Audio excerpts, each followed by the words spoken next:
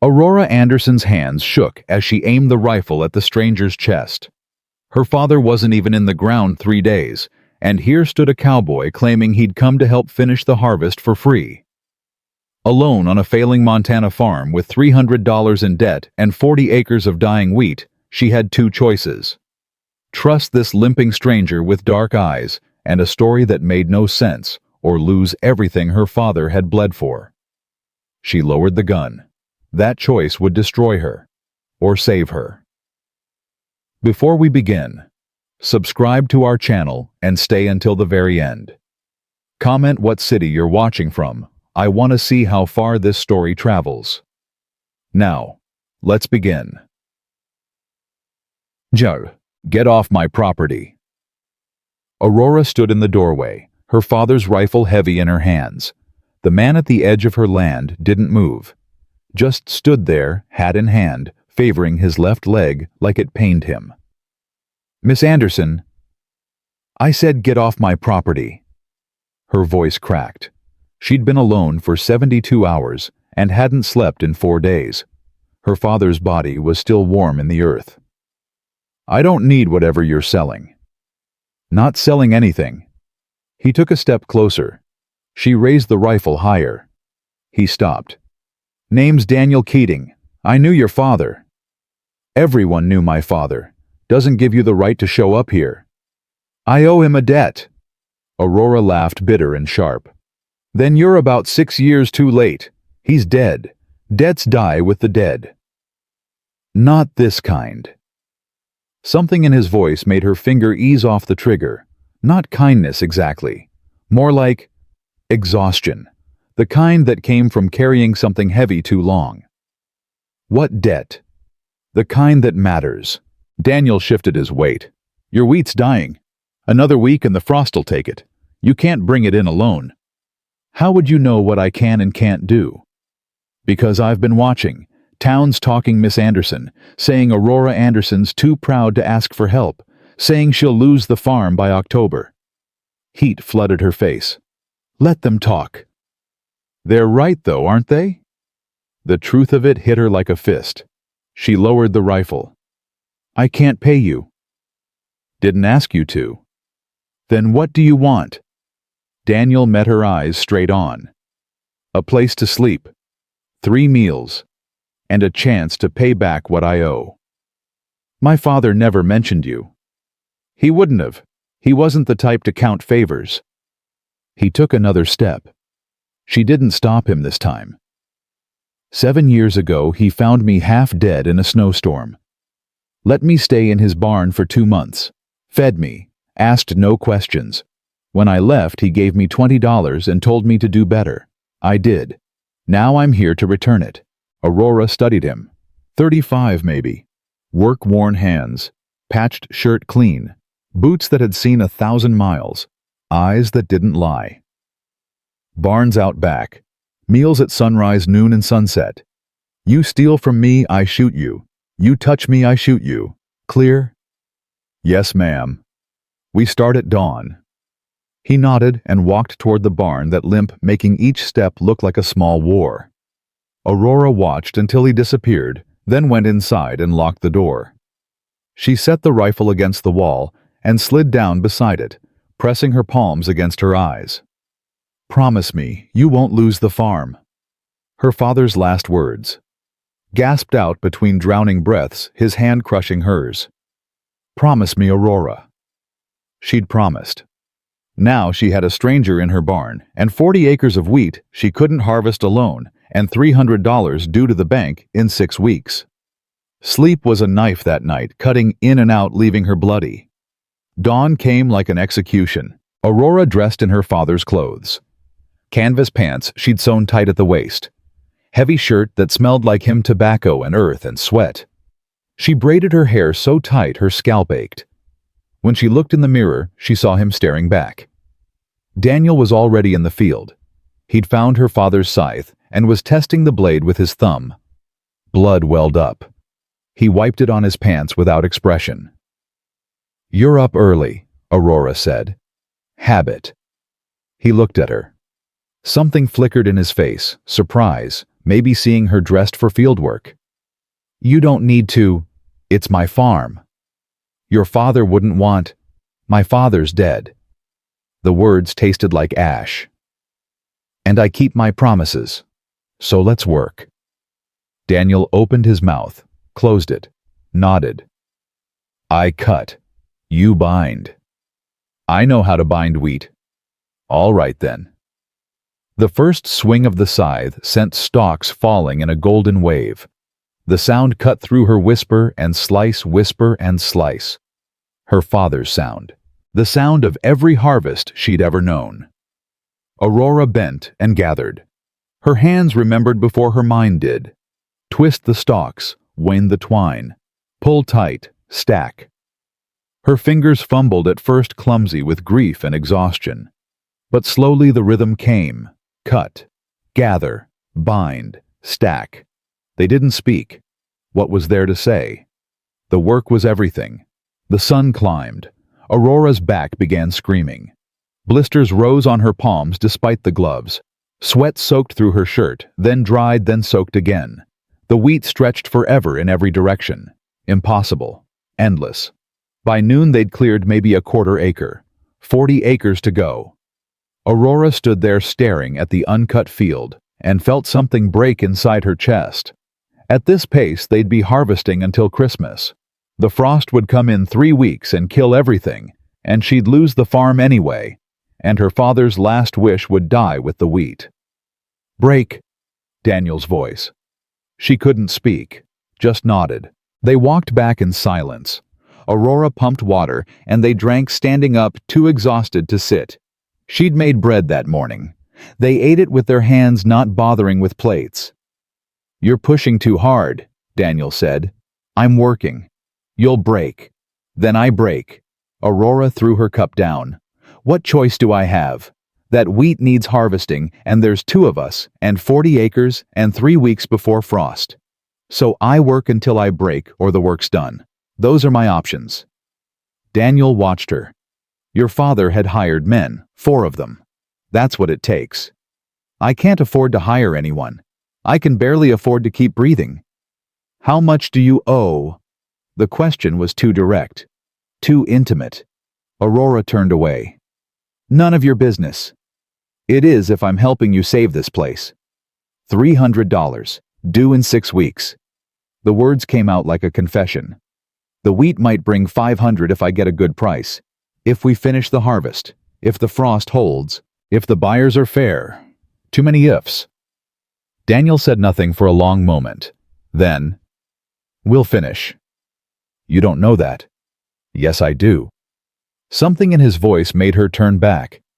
He was looking at the field, jaw set, eyes hard. "How can you be sure?" "Because I've never broken a promise.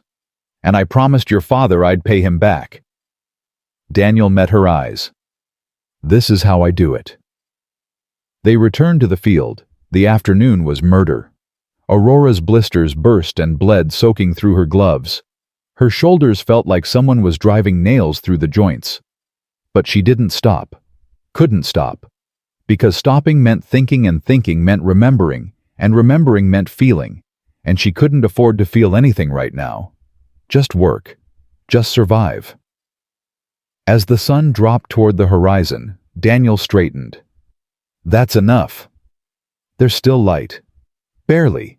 Can't work if you can't see." Aurora bent for another armful. Her legs gave out. The ground came up fast.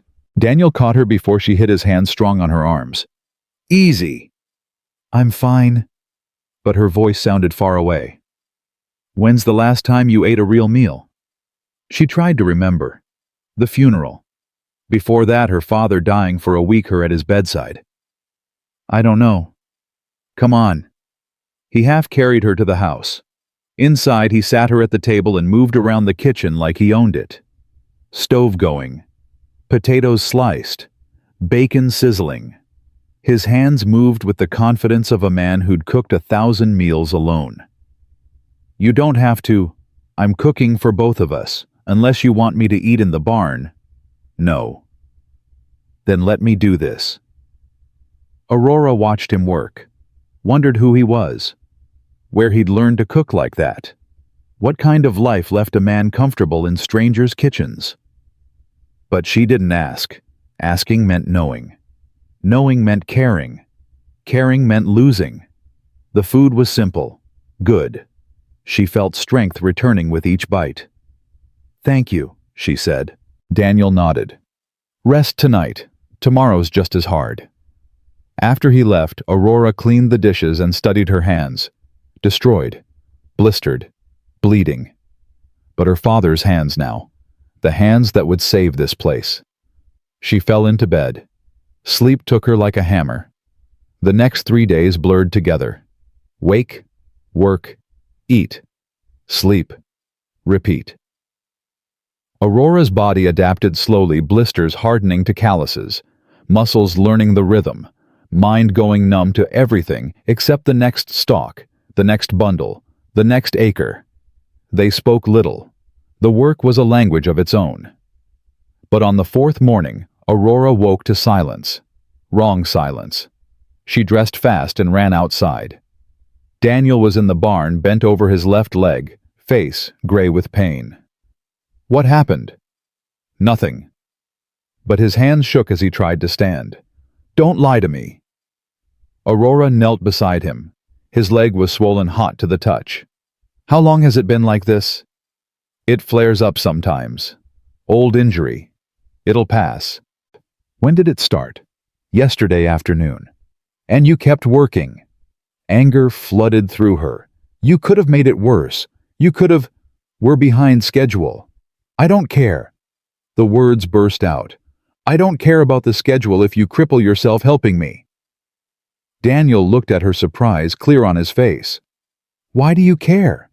The question stopped her cold. Why did she care? He was a stranger, a drifter who'd shown up 4 days ago. She shouldn't care if he worked himself to death, but she did. "Because—" Aurora's throat closed. "Because you're helping me save everything, and I won't let you destroy yourself to do it." Something shifted in Daniel's expression, softened. "It's just a bad day. It'll be better tomorrow." "You're not working today." "Aurora." "I'm not arguing about this. You rest. I'll work." "You can't do it alone." "Then I'll do what I can." She stood. "Stay off that leg. That's an order." She left before he could argue. The day was brutal. Working alone, Aurora managed maybe a third of what they'd done together. Her arms trembled. Her back screamed. But she kept moving, kept cutting, kept binding. Because this was her farm, her promise, her responsibility. By sunset, she could barely walk. Daniel was standing when she got back, testing his weight on the leg. It still looked bad, but better. "You're stubborn," he said. Says the man who worked on a broken leg. "It's not broken, just angry." "How does a leg get angry?" "Horse fell on it 5 years back, crushed the bones. They healed crooked. Some days it remembers." Aurora sat on the porch step, too tired to make it inside. Daniel sat beside her, maintaining a careful distance. "Why do you keep drifting?" The question slipped out before she could stop it. Daniel was quiet for a long time. "Because staying means caring. Caring means losing. I've lost enough." "What did you lose?" "Everyone." His voice went flat. "Parents to fever when I was 15. Little sister to consumption a year later. Woman I loved to another man. Staying in one place just means watching people leave, so I leave first." Aurora understood that. She'd lost everyone too. "I'm sorry." "It was a long time ago." "Doesn't make it hurt less." Daniel looked at her, really looked. "No, it doesn't." They sat in silence as stars emerged. The prairie wind moaned through the wheat, a sound Aurora had heard every night of her life. Lonely, endless. "I'm glad you're here," she said quietly. "Yeah. Yeah." The next morning, Daniel's leg was better. They returned to the field together. Days became a week. A week became 2. The wheat slowly, painfully diminished. Aurora stopped counting days and started counting acres. North section done. East quarter finished. Southwest half complete. They were going to make it. The realization hit her one morning as she surveyed what remained, maybe 12 acres. 2 weeks of work at their pace. The frost typically held until mid-October. They had 3 weeks. They were actually going to make it. That night, Aurora found herself humming as she cooked. Just a melody. No words. Something her mother used to sing. Daniel looked up from washing his hands. "What's that song?" Heat flooded her face. "Nothing. Just something my mother sang. I don't remember the words." "It's nice." They ate at the table now. That had changed somewhere along the way, Daniel no longer taking his meals in the barn. It seemed foolish, that initial fear. He'd proven himself 100 times over. "Daniel." Aurora set down her fork. "Thank you for all this. I know I didn't say it right before, but thank you. I would have lost everything without you." He met her eyes. Something passed between them that made her breath catch. "You don't need to thank me." "Yes, I do. You've given me weeks of your life for nothing." "Not nothing. I've gotten shelter. Food. Purpose." He paused. "A friend, maybe." The word hung between them.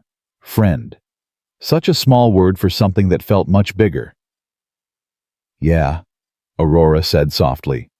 "A friend." But as she lay in bed that night, she knew it was a lie. Daniel Keating wasn't just a friend. He was something more dangerous. Something that made her chest ache and her hands shake and her carefully constructed walls start to crumble. She was falling in love with him. The thought should have terrified her. This stranger, this drifter, this man she'd known only weeks. But instead, she felt something like peace, because Daniel had shown her who he was through action, not words. Through staying when he could have left. Through working until his body broke. Through asking nothing and giving everything. But what happened when the harvest ended? Would he leave? Resume his drifting life? Aurora pressed her hands over her heart, feeling it beat steady and sure. Whatever happened, she'd survive it, just like she'd survived everything else. The next morning brought visitors. Aurora looked up from binding wheat to see 3 horses approaching, the Pritchards' neighbors from 2 miles east. She'd known them her whole life, though they'd never been close. Old Man Pritchard dismounted his wife and son staying on their horses. "Miss Anderson, heard you were bringing in the harvest." "Mr. Pritchard." Aurora straightened, suddenly aware of her work clothes, her dirty face the man standing beside her. "Thought we'd come see if you needed help." But his eyes were calculating as they moved between Aurora and Daniel. "Though I see you've already found some." "This is Daniel Keating. He's helping me finish my father's harvest." "So we heard." Mrs. Pritchard's voice was honey over vinegar. "Town's been talking, Aurora. A young woman and a strange man living out here alone together. It doesn't look right." Aurora felt her spine stiffen. "Mr. Keating sleeps in the barn. We work the fields. There's nothing improper about it." Course not, course not." Old Man Pritchard held up his hands. "But appearances matter, girl. What would your father say?" "My father would say, keeping this farm matters more than gossip." "Now, Aurora..." Mrs. Pritchard leaned forward in her saddle. "We're just concerned for you. A woman alone with a strange man. Anything could happen." "Nothing's happening." But Aurora's voice shook with anger. "We're harvesting wheat, that's all." "The whole town's talking," their son added. "Saying you've taken up with a drifter. Saying what?" Daniel's voice cut through, low, dangerous. "That I'm taking advantage of her. That she's being foolish. That a woman can't make her own choices." The Pritchards shifted uncomfortably. "I came here to repay a debt to Henry Anderson," Daniel continued. "I work in his fields. I sleep in his barn. I keep proper distance from his daughter. If people want to talk, let them talk. But don't come here questioning her character or mine." Silence. Then Old Man Pritchard cleared his throat. "Well, if you're sure you're all right, Aurora." "I'm fine. Better than fine. We'll finish the harvest in 2 weeks, so you can take that back to town." The Pritchards left. But Aurora knew the damage was done. She turned to Daniel. "I'm sorry. I didn't think about what people would say." He shook his head. "I should leave. This is hurting you." "No." The word came out sharp. Final. "You're not leaving." "Aurora, your reputation means nothing if I lose the farm." She grabbed his arm. "You're not leaving. Not now. Not when we're this close. The talk will only get worse." "Let it. I don't care what they say. I care about finishing what my father started. I care about keeping my promise." She squeezed his arm tighter. "I care about you not leaving." The last part came out barely above a whisper. But Daniel heard it. She saw understanding dawn in his eyes. "Aurora, just stay, please. We'll figure out the rest later, but right now, I need you to stay." Daniel looked at her for a long moment, then nodded. "All right, I'll stay." Relief flooded through her so strong it made her dizzy. She released his arm and stepped back, suddenly aware of how close they were standing. "Good. Let's get back to work." But as they returned to the field, Aurora's hands shook. Because she'd almost said it. Almost told him the truth. That somewhere between the first cut of wheat and now between blisters and exhaustion and shared meals and quiet conversations, she'd fallen completely terrifyingly in love with Daniel Keating. And the thought of him leaving hurt worse than anything her body had endured. That night she couldn't sleep. Couldn't stop thinking about the Pritchards' visit. About the talk spreading through town. About her reputation being destroyed one whisper at a time. And about Daniel leaving when the harvest ended, riding away and taking her heart with him. Near midnight, she heard footsteps on the porch. Aurora grabbed the rifle and went to the door. Daniel stood there, still dressed, hands shoved in his pockets. "Can't sleep either?" he asked. "No." "Can I sit?" She nodded. They sat on the porch steps, the rifle between them like a chaperone. "I'm making things worse for you," Daniel said. "The Pritchards are right. This doesn't look good. I don't care." "You should. A woman's reputation out here, it's everything. My reputation won't keep me warm when winter comes. Won't pay the bank. Won't harvest the wheat." Aurora pulled her knees to her chest. "My father used to say that doing the right thing is never easy, and sometimes it means letting people talk. This is the right thing. You being here." "Yes." She looked at him. "You've given me weeks of your life for nothing, Daniel. You've worked yourself half to death helping me save this place. If people want to talk, let them. I know the truth." "What truth?" "That I love you," she almost said. "That you're the best thing that's happened to me in years. That the thought of you leaving tears me apart." But instead she said, "That you're a good man. And good men are rare." Daniel was quiet. Then, "Your father was a good man. One of the best I ever met." "Tell me." The word surprised her. "Tell me what he did for you. I want to know." So he did. He told her about being 19 and stupid, running from trouble he'd caused in Wyoming. About getting caught in a blizzard and thinking he'd die. About her father finding him half frozen, bringing him to this very barn, nursing him back to health. "He never asked what I was running from," Daniel said. "Never judged. Just helped. For 2 months he let me stay here, fed me, taught me how to be better. When I left, he gave me $20 and said, 'Go make something of yourself.' So I did." Aurora's throat closed. That was exactly something her father would do. "I worked honest jobs," Daniel continued. "Saved money, stayed out of trouble. Every year I told myself I'd come back and thank him, but I kept putting it off. And then I heard he was sick. By the time I got here..." He trailed off. "He was already gone." "Yeah, so I'm doing the only thing I can. I'm helping you finish what he started." They sat in silence, the prairie wind sighing around them. "I'm glad you came," Aurora said finally. "Yeah, yeah." She turned to look at him. "I couldn't have done this alone, Daniel. You saved me. You saved this farm. You saved my father's legacy. We're not done yet. But we will be. 2 more weeks." 2 more weeks, Daniel agreed. And then what? The question hung between them, unspoken but deafening. Aurora stood. "I should try to sleep." Aurora. Daniel stood too. "Whatever happens after the harvest, I want you to know that these weeks here helping you, they've meant something to me. More than just repaying a debt." Her heart hammered. "What do you mean?" "I mean..." He stepped closer. "I mean I haven't felt this settled in years. Haven't felt like I belonged somewhere. But here, working beside you, it feels like..." He stopped, searching for words. "Like home," Aurora whispered. "Yeah, like home." They stood there inches apart, the night wrapping around them. Aurora could see the pulse beating in his throat, could smell the wheat and sweat and something uniquely him. Daniel. A crack of lightning split the sky. They both jumped.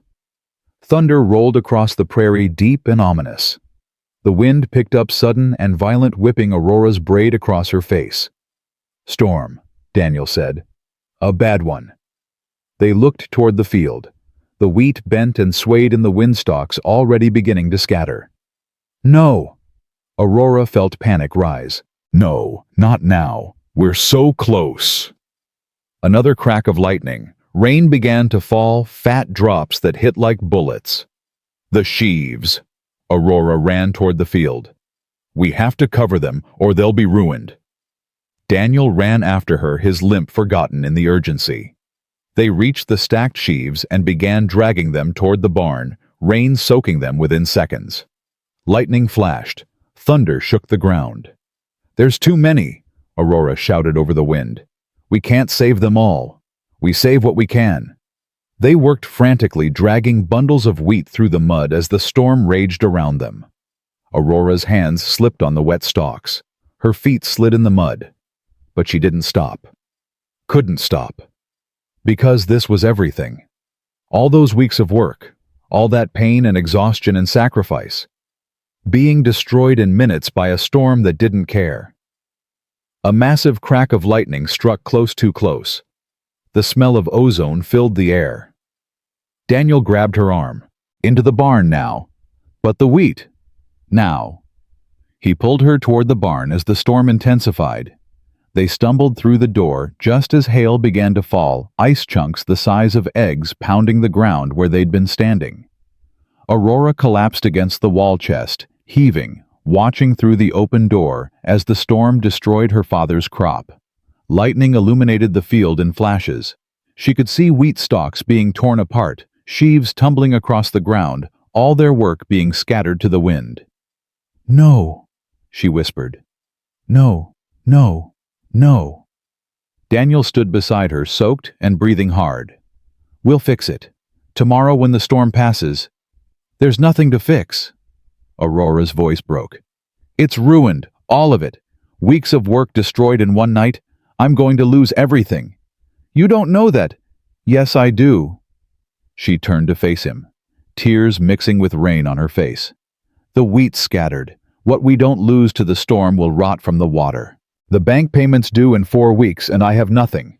Nothing. I'm going to lose the farm."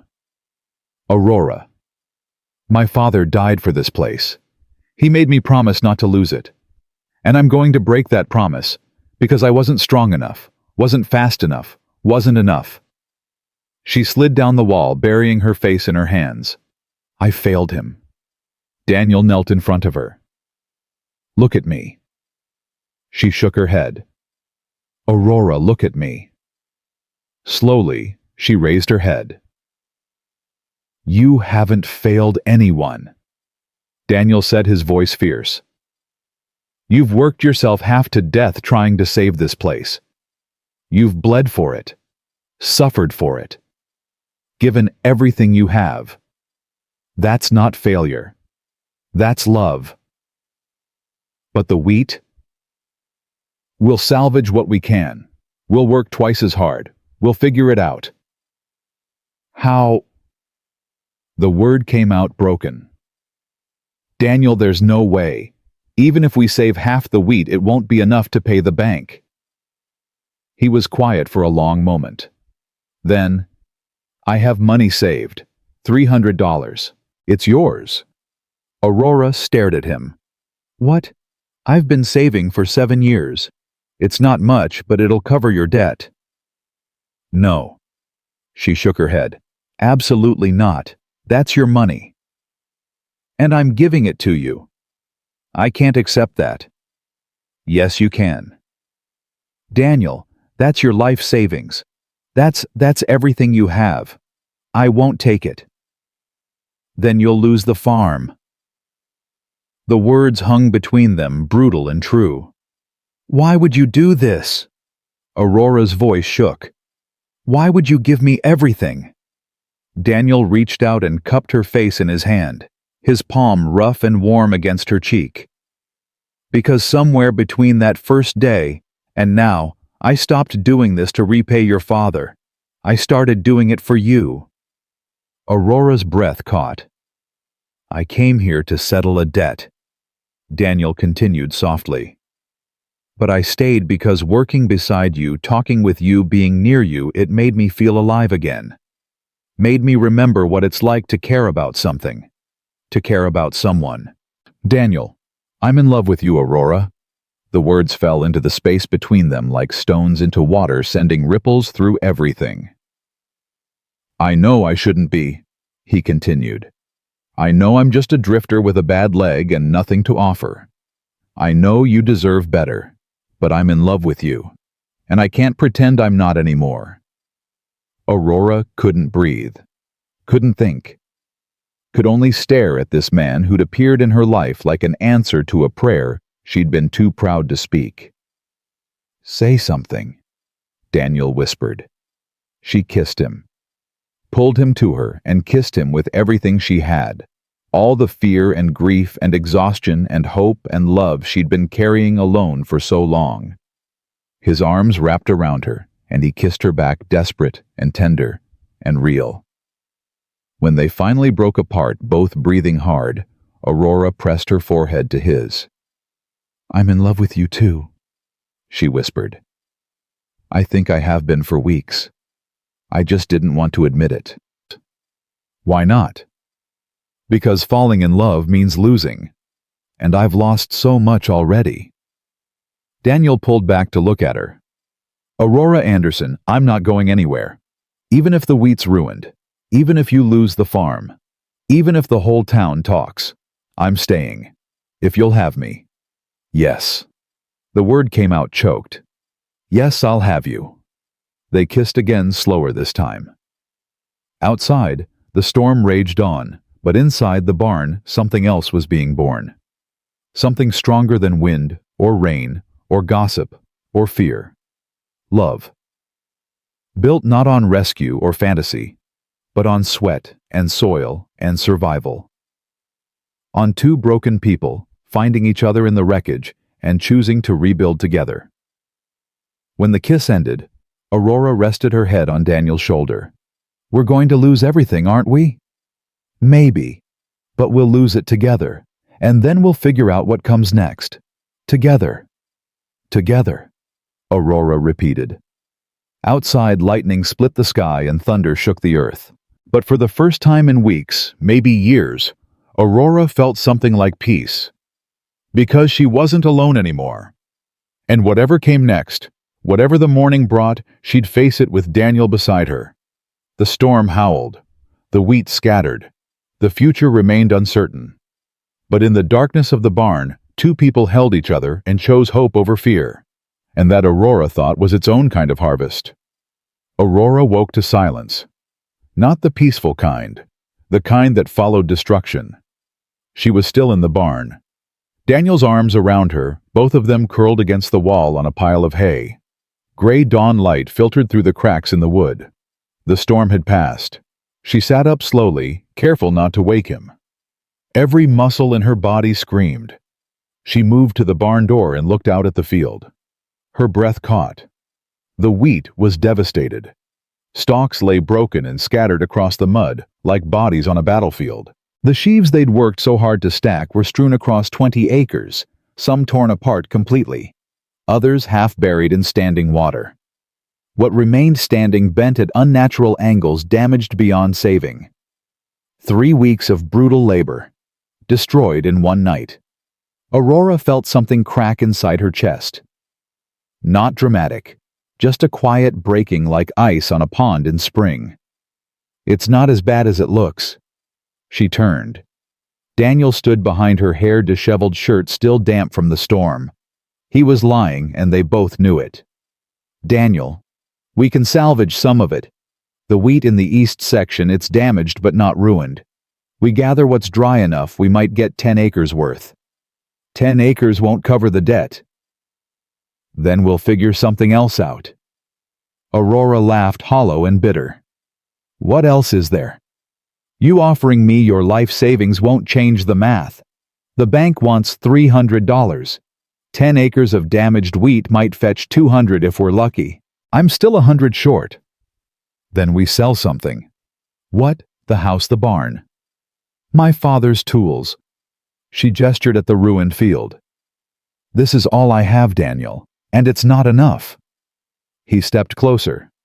Then you have me, my labor, my savings, whatever it takes.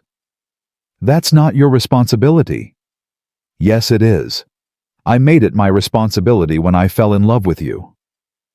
The words hung between them, startling in the gray morning light. Last night in the storm, with lightning cracking and fear drowning everything, the confessions had felt inevitable, necessary. But now, in the cold reality of dawn, Aurora felt exposed. About last night, she started. Don't. Daniel's voice was firm. Don't take it back. Don't pretend it didn't happen. I wasn't going to. Then what? Aurora wrapped her arms around herself. I just don't want you to feel trapped. You said those things in the middle of a storm when everything was falling apart. Now in the daylight, if you want to... Aurora. He closed the distance between them. I meant every word. Storm or no storm. Ruined wheat or perfect harvest. I love you. That doesn't change. She looked up at him. Searched his face for doubt, for regret, for the inevitable withdrawal that came when people realized what they'd promised. But she found only certainty. I love you too, she whispered. I'm just scared. Of what? Of losing you too. Everyone I love dies or leaves. My mother, my father. And now you show up and make me feel things I swore I'd never feel again. And I'm terrified that the moment I let myself need you, you'll disappear. Daniel cupped her face in both hands. I'm not going anywhere. You understand me. Not today. Not tomorrow. Not when the wheat's gone and the farm sold and we have nothing. I'm staying. You can't promise that. Watch me. He kissed her. Soft and sure. Aurora felt something in her chest unclench just slightly. Enough to breathe. When they broke apart, Daniel took her hand. Come on, let's see what we can save. They spent the morning walking the field, assessing the damage. It was worse up close. The hail had shredded stalks. The wind had torn roots from the ground. The rain had created pools of standing water that would rot anything left in them. But Daniel was right about the east section. Maybe 8 acres had survived relatively intact. The stalks were bent but not broken. The heads were damaged but still held grain. We start here, Daniel said. Cut what's salvageable. Work fast before rot sets in. It won't be enough. Then we make it enough. They worked with desperate intensity. No breaks, no conversation. Just cutting and binding and stacking with trembling hands and aching backs. The wheat was heavy with water, harder to handle. Aurora's gloves were soaked within an hour, blisters forming on top of old calluses. By noon they'd cleared maybe an acre. 7 to go. They ate standing in the field, cold bread and water, then returned to work immediately. The sun climbed higher. Aurora's vision started to blur. Her hands moved automatically, muscle memory taking over when her mind gave up. Cut, gather, bind, stack. It became a prayer, a mantra, the only thing between her and total collapse. As the sun dropped toward the horizon, hoofbeats announced visitors. Aurora looked up, squinting through exhaustion. A wagon approached, driven by Preacher Davis from town. Behind him rode the Johnsons, the Millers, and the Wests, 3 farming families she'd known her whole life. She straightened, suddenly aware of how she must look. Mud-covered, exhausted. Standing in a ruined field with a man she wasn't married to. Preacher Davis climbed down from his wagon. He was old, maybe 70, with kind eyes and hands gnarled from decades of farm work before he'd taken up preaching.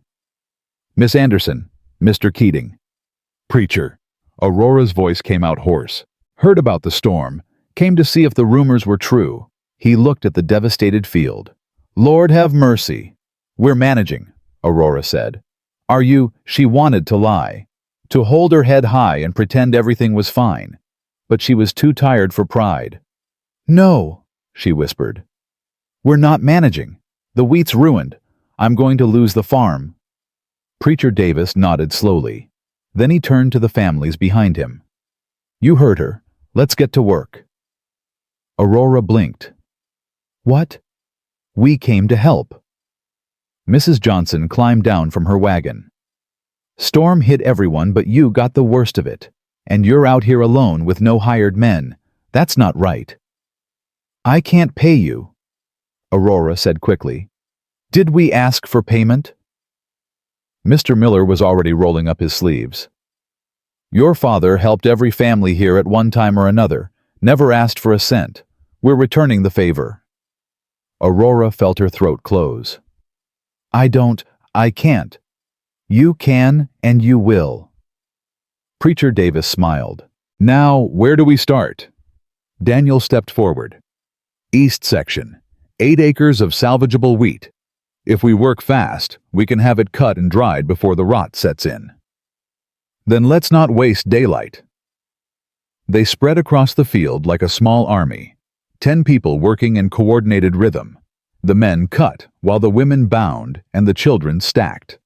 Aurora found herself working beside Mrs. Johnson, a woman she'd barely spoken to in years.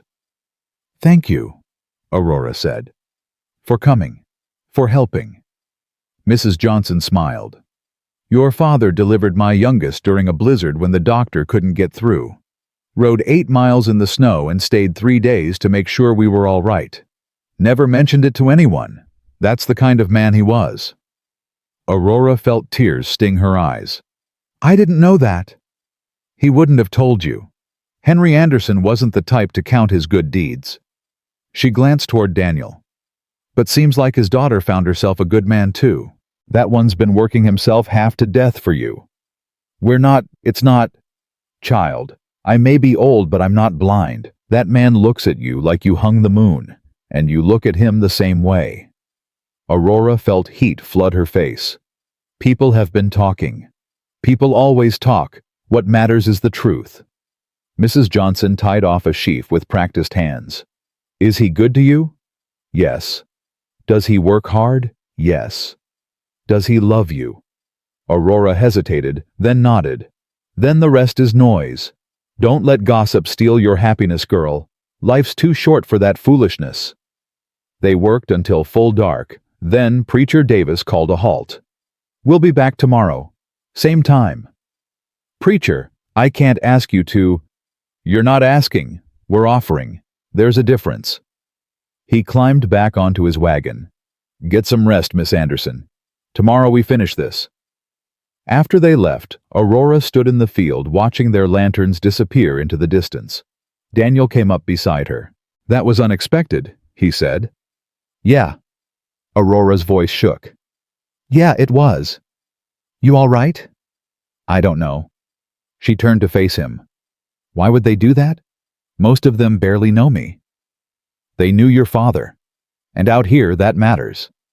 Aurora nodded slowly. Her father had been beloved. She'd known that abstractly. But seeing it demonstrated, feeling the weight of his goodness rippling out years after his death, it broke something open inside her. "I wish he could see this," she whispered. "Maybe he can." They walked back to the house together. Aurora made a simple dinner soup and bread, and they ate in exhausted silence. After Daniel left for the barn, she sat at her father's desk and opened the ledger. $300 owed. 4 weeks until payment due. She did the math.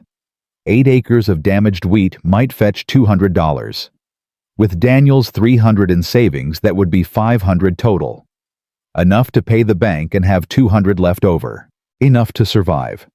If the wheat sold at a decent price. If the buyers didn't take advantage of her desperation. Too many ifs. But for the first time in weeks, Aurora felt something like hope. The next morning the families returned as promised, and the morning after that, and the day after that. For 5 straight days they came at dawn and worked until dusk, refusing payment, refusing thanks, just working in the quiet solidarity that defined prairie life. By the end of the week, the 8 acres were harvested. They loaded the wheat into wagons and took it to town to the grain buyer's warehouse. Aurora's hands shook as she signed the papers. The buyer assessed the wheat damaged but salvageable and named his price. $180. Less than she'd hoped, but enough with Daniel's savings to pay the bank. "That's robbery," Daniel said quietly. The buyer shrugged. "That's the market. Take it or leave it." Aurora took it. That afternoon, she and Daniel went to the bank. Mr. Thornton, the bank manager, looked surprised to see them. "Miss Anderson, I wasn't expecting you for another 3 weeks. I'm paying early." She counted out the money on his desk. $300 exactly. "That settles my father's debt." Mr. Thornton counted it slowly, then made a notation in his ledger. "Yes, this settles the account. I must say I'm impressed. Most people thought you'd default." "Most people were wrong." He smiled thinly. "Indeed. Well, congratulations, Miss Anderson. The farm is yours free and clear." They walked out into the afternoon sunlight. Aurora felt lightheaded. Free and clear. The words echoed in her mind. No debt. No threat of foreclosure. The farm was hers. "We did it," she said. "You did it." "No." Aurora turned to face Daniel. "We did it. I couldn't have done this without you." He smiled. "So what now?" "Good question." The harvest was done. The debt was paid. The crisis that had brought Daniel into her life was resolved. "Now you leave," Aurora said quietly. "That was the deal, right? You help with the harvest, you repay your debt, then you go back to drifting." Daniel's smile faded. "Is that what you want?" "What I want doesn't matter. You have your own life." "Aurora." He took her hands. "I told you I love you. I told you I'm not going anywhere. Did you think I was lying?" "No. But I also don't want you to stay out of obligation. You came here to repay a debt. That debt's paid. You're free to go." "And if I don't want to go?" Aurora's heart hammered. "Then what are you saying?" Daniel took a breath. "I'm saying I want to stay. I want to help you run the farm. I want to build a life here, with you." "Daniel, I know it's fast. I know we've only known each other a few weeks. But I also know that I've never felt about anyone the way I feel about you. And I don't want to spend the rest of my life drifting and wondering what could have been." Aurora felt tears sting her eyes. "People will talk. Let them. They'll say I trapped you, that I seduced you into staying. They'd be half right. You did trap me, with your strength and stubbornness and refusal to give up. I've been trapped since that first day when you aimed that rifle at me and told me to get off your property." A laugh burst out of her half-sob. "That's a terrible first impression." "It was perfect. You were perfect." Daniel squeezed her hands. Marry me, Aurora. The world tilted. What? Marry me. Make this official. Let me stay not as hired help, but as your husband. Let me spend the rest of my life proving I'm worth the risk. Daniel, that's crazy. We barely know each other. I know you work harder than any person I've ever met. I know you keep your promises even when they're killing you. I know you take your coffee with 2 sugars, and you hum when you're happy, and you're terrified of thunderstorms. But you'll stand in them anyway to save what matters. What else do I need to know? Aurora stared at him. This man who'd appeared in her life like a miracle. This stranger who'd become essential. I snore, she said. Daniel blinked. What? I snore, loudly. And I'm bossy. And I have a terrible temper when I'm hungry. And I'm stubborn to the point of stupidity. And I'm scared all the time even when I'm pretending not to be. Okay. That's it. Just okay. Aurora. I don't care if you snore like a freight train and have the temper of a rattlesnake. I love you. All of you. Even the parts you think are unlovable. She felt tears spill over. This is insane. Probably. People will think we're crazy. Let them. We might fail. The farm might fail. We might lose everything. Then we'll lose it together. Aurora looked at him, really looked, at this man who'd saved her in every way a person could be saved, who'd worked beside her and believed in her and loved her, when she'd forgotten how to love herself. Yes, she whispered. Yes. Yes, I'll marry you. Daniel pulled her into his arms and kissed her right there in the middle of town in broad daylight where anyone could see. And Aurora kissed him back, not caring who saw, not caring what they said. Because Mrs. Johnson was right. Life was too short to let gossip steal happiness. When they broke apart, both breathless Daniel rested his forehead against hers. When what? When do you want to get married? Aurora laughed. You proposed 30 seconds ago, and you're already planning the wedding. I've been planning it since the storm, just had to wait for you to catch up. How about next week, before I come to my senses? Next week it is. They walked back to the farm hand in hand. The sun was setting, painting the sky in shades of gold and pink. The fields lay empty, now stubble where wheat had once stood. But spring would come.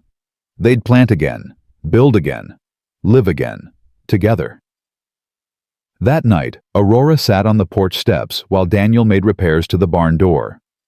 She watched him work his movements efficient and sure, and felt something settle in her chest. Peace, belonging, home. Daniel. He looked up. Thank you. For what?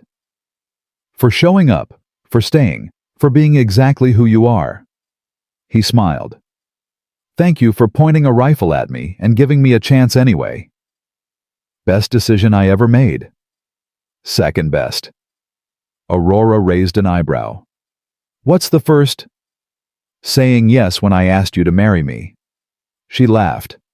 That was like 2 hours ago. And already the best decision of your life. I'm that good. You're that arrogant. Can it be both? Aurora shook her head, still smiling. God. When was the last time she'd smiled this much? Felt this light?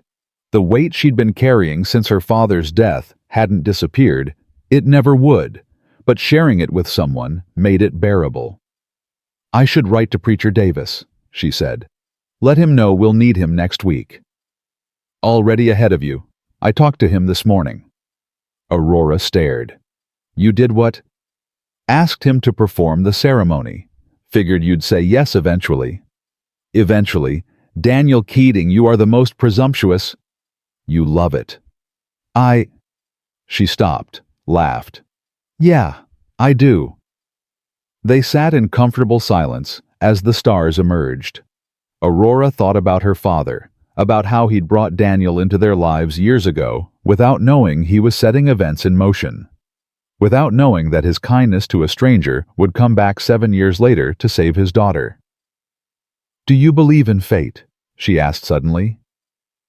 Daniel considered it. "I believe in choices. Your father chose to help me. I chose to come back. You chose to let me stay. Those choices led us here. So not fate, just choices. Just choices, which means we get to keep making them, every day, over and over." Aurora liked that. No predestined path, no inevitable ending. Just two people choosing each other day after day in the small and large ways that built a life. "What do you think comes next?" she asked. "After the wedding, after all of this." "We plant winter wheat in the spring, fix the barn roof before snow comes, maybe get a few chickens." Daniel paused. "Build a life that's ours, not your father's legacy or my debt repaid, just ours." Sounds simple. Simple's good. Simple's what we need after everything.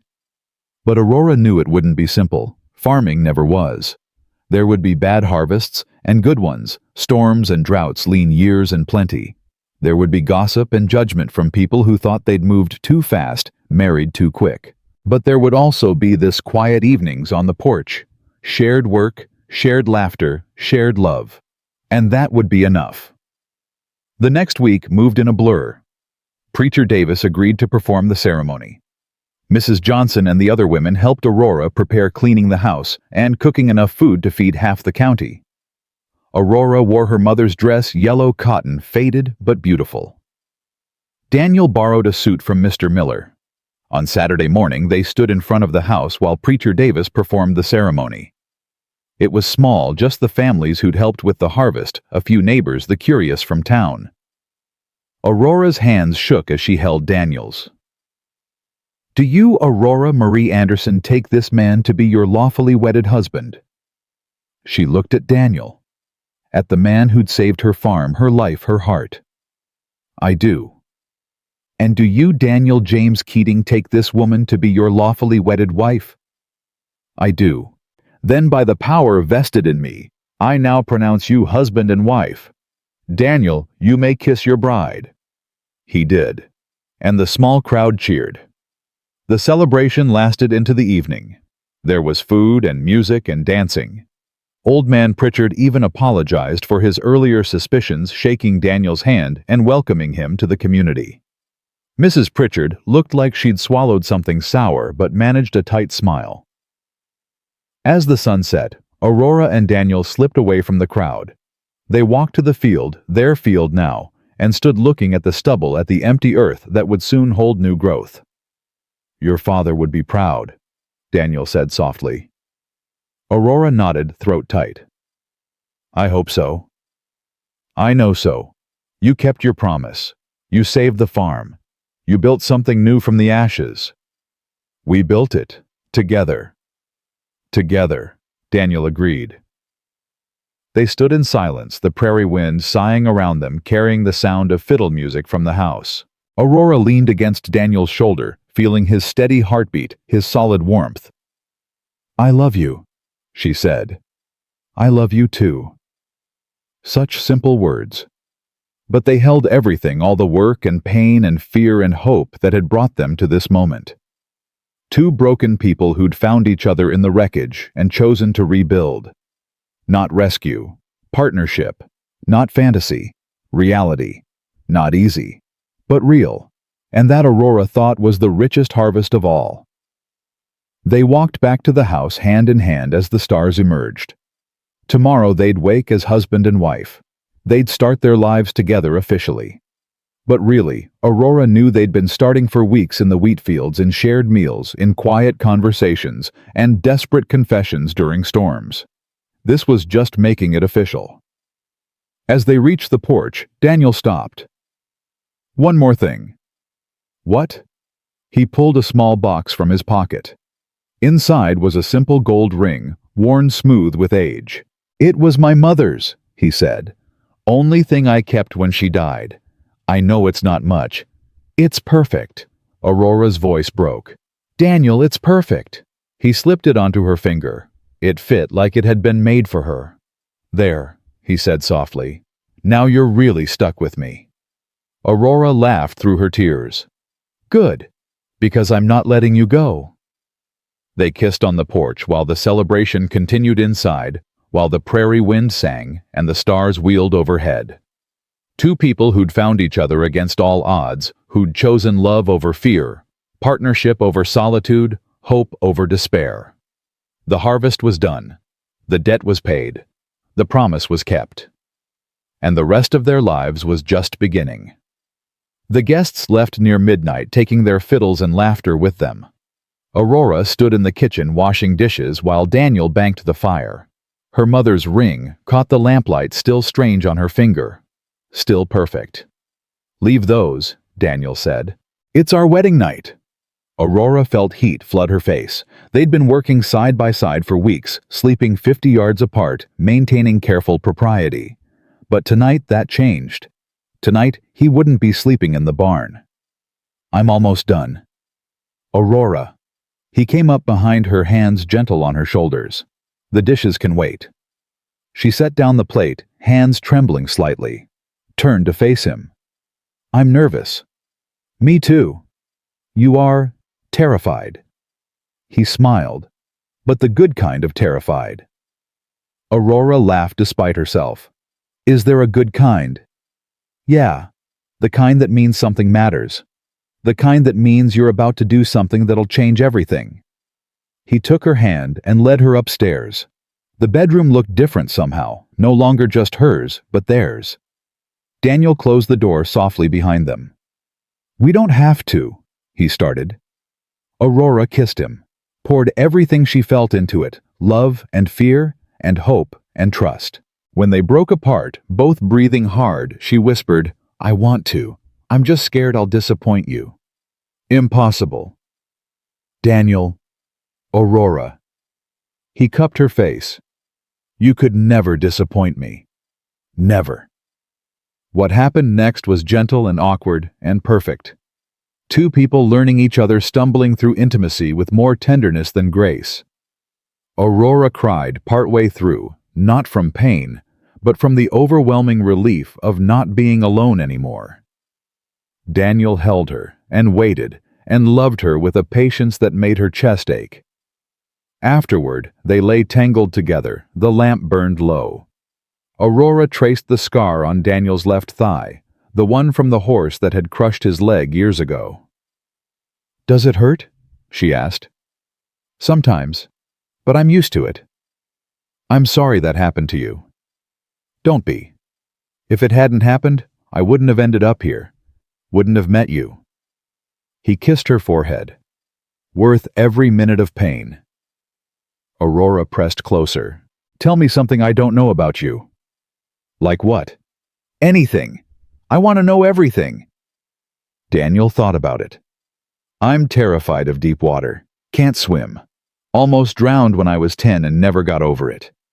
"Really? Really? You—" "I hate spiders. Not scared of them. I hate them. If I see one, I have to kill it immediately or I can't sleep." Daniel laughed. "Good to know. What else?" "I wanted to be a teacher when I was young, before my mother died. I thought I'd go to the city, work in a school, wear fancy dresses." "You still could." "No."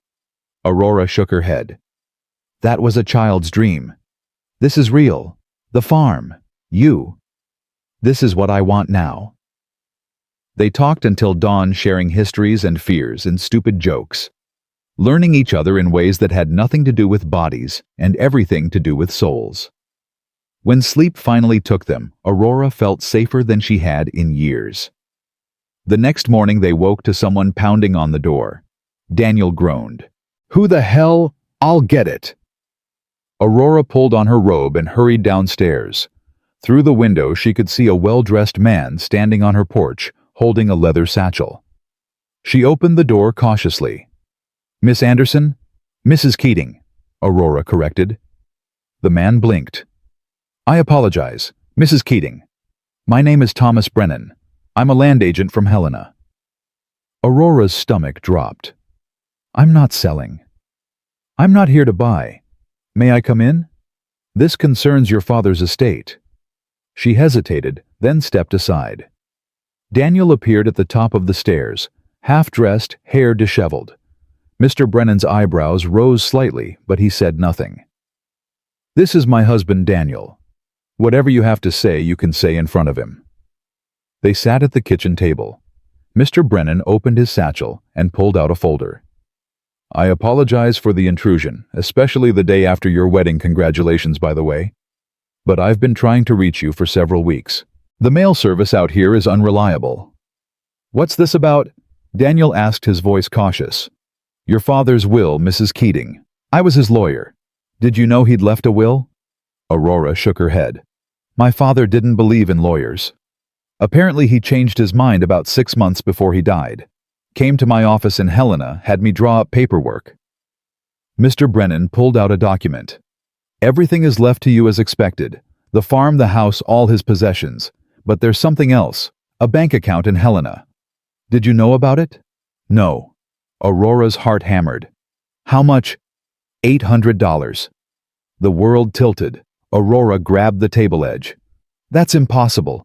My father barely had enough to—" "He was very frugal, apparently. Saved for years.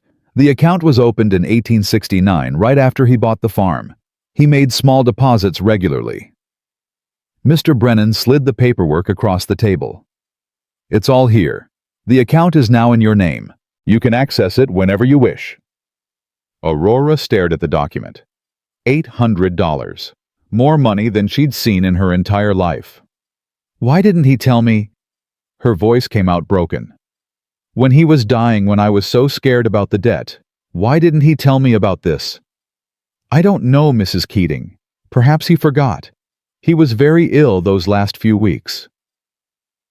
After Mr. Brennan left, Aurora sat at the table in stunned silence.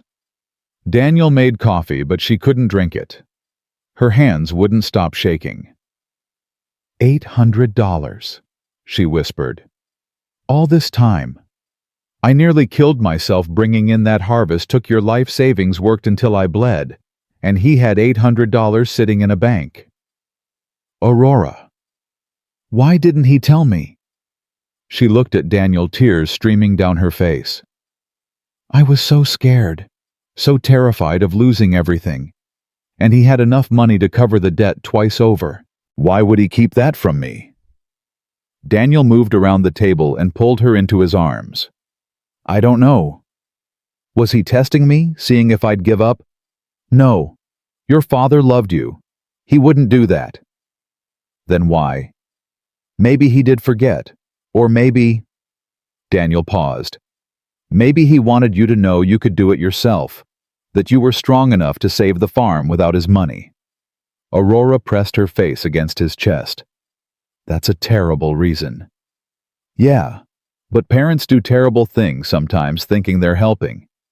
She cried until there were no tears left, until her throat was raw and her eyes burned. Daniel held her through all of it, not trying to fix anything, just being there. Finally, she pulled back and wiped her face. "We have to go to Helena. Now. Tomorrow.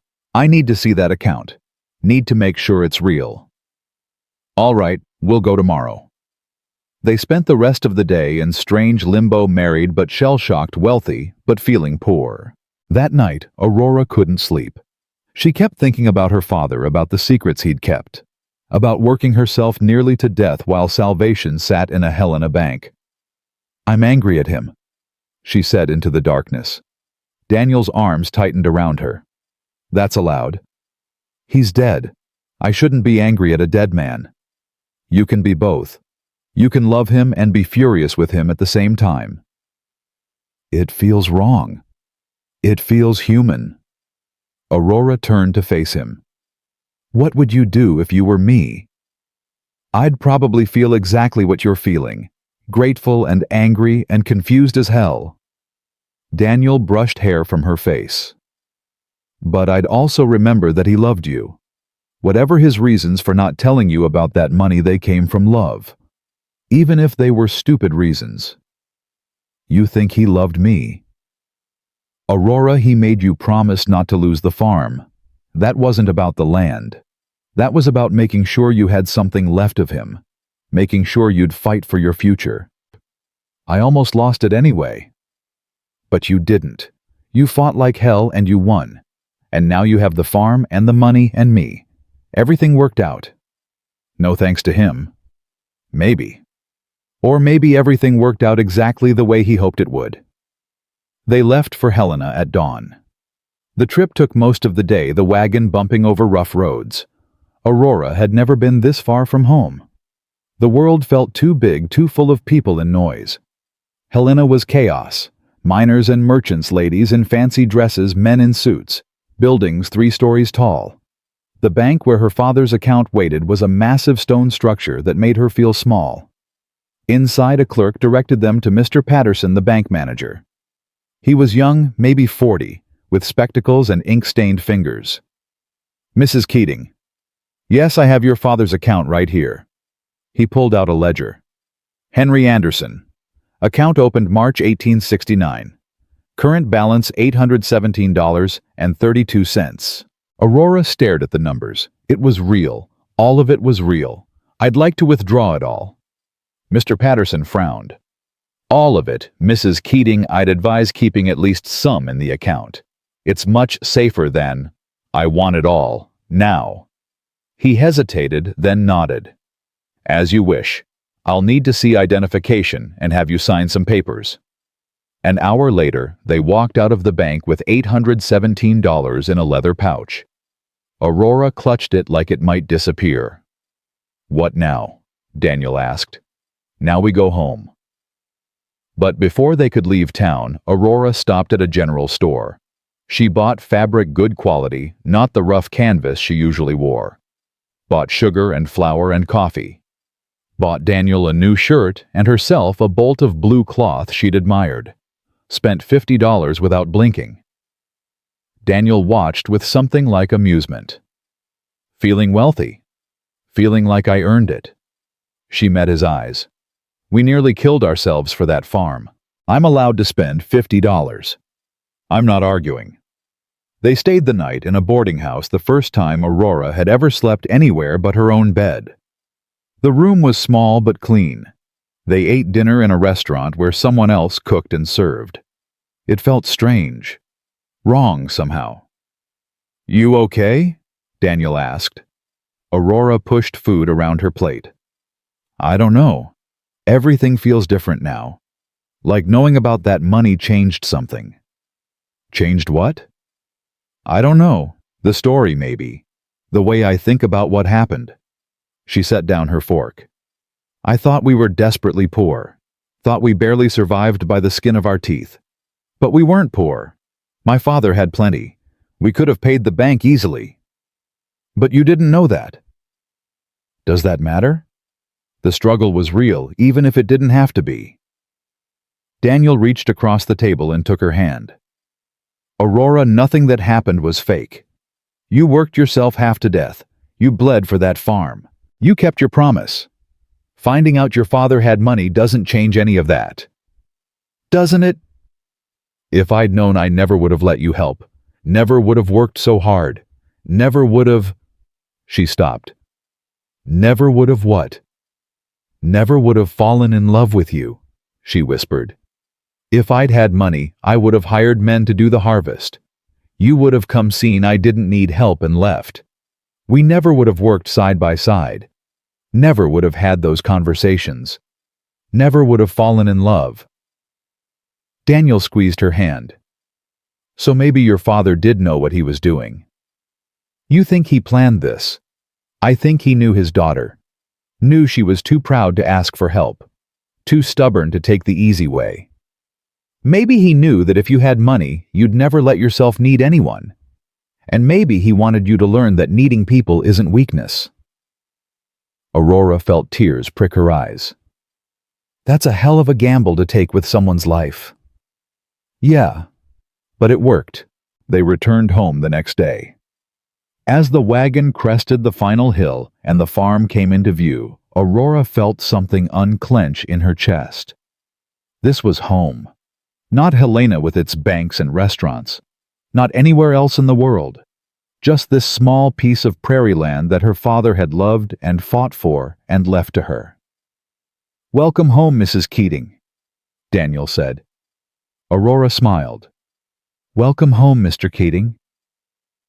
Over the next few weeks, they settled into married life.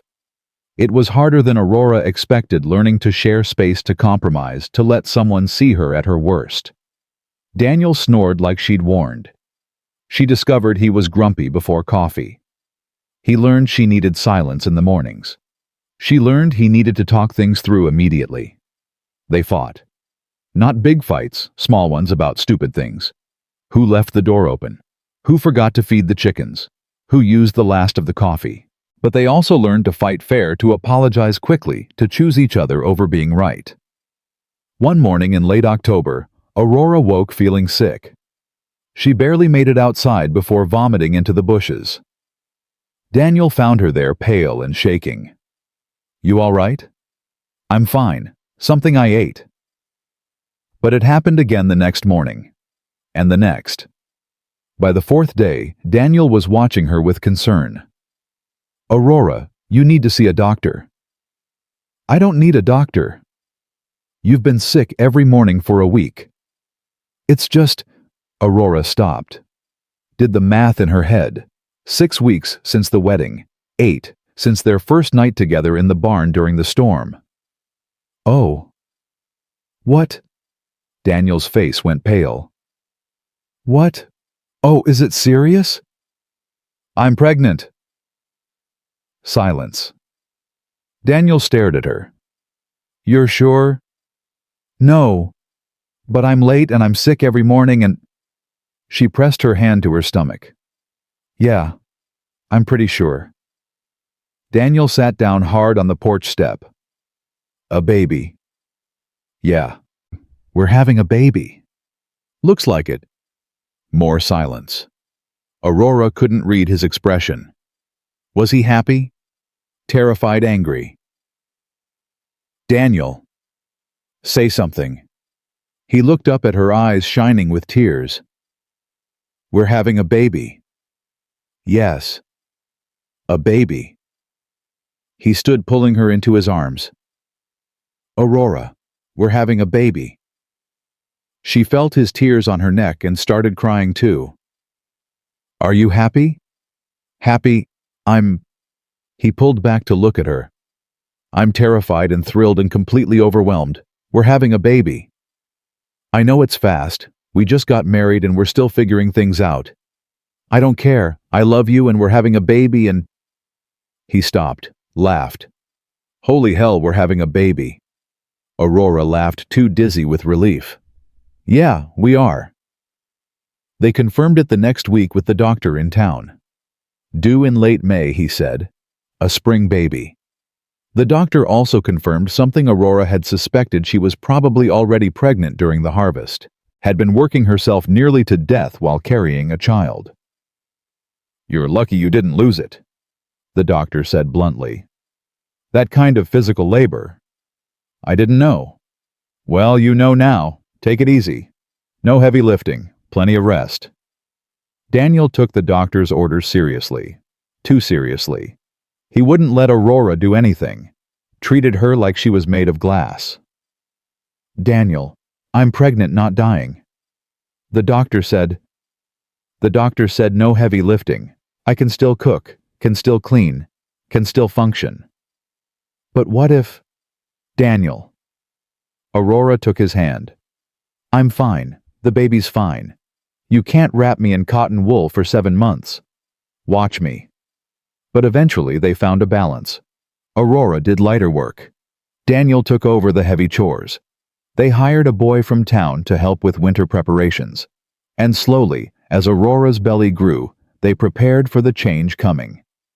In November, the first snow fell. Aurora stood on the porch, watching it blanket the fields, Daniel's arms around her from behind, his hand resting on her growing stomach. "Your father would have loved this," he said quietly. "What the snow. All of it. You married. A grandchild coming. The farm thriving. Everything he wanted for you." Aurora blinked back tears. I wish he could meet the baby. Maybe he will, in whatever way matters. That night, Aurora couldn't sleep. She lay in bed staring at the ceiling thinking about her father, about the money he'd hidden, about the harvest that had nearly killed her, about Daniel showing up exactly when she'd needed him most. "Daniel," she whispered, "you awake?" "Yeah."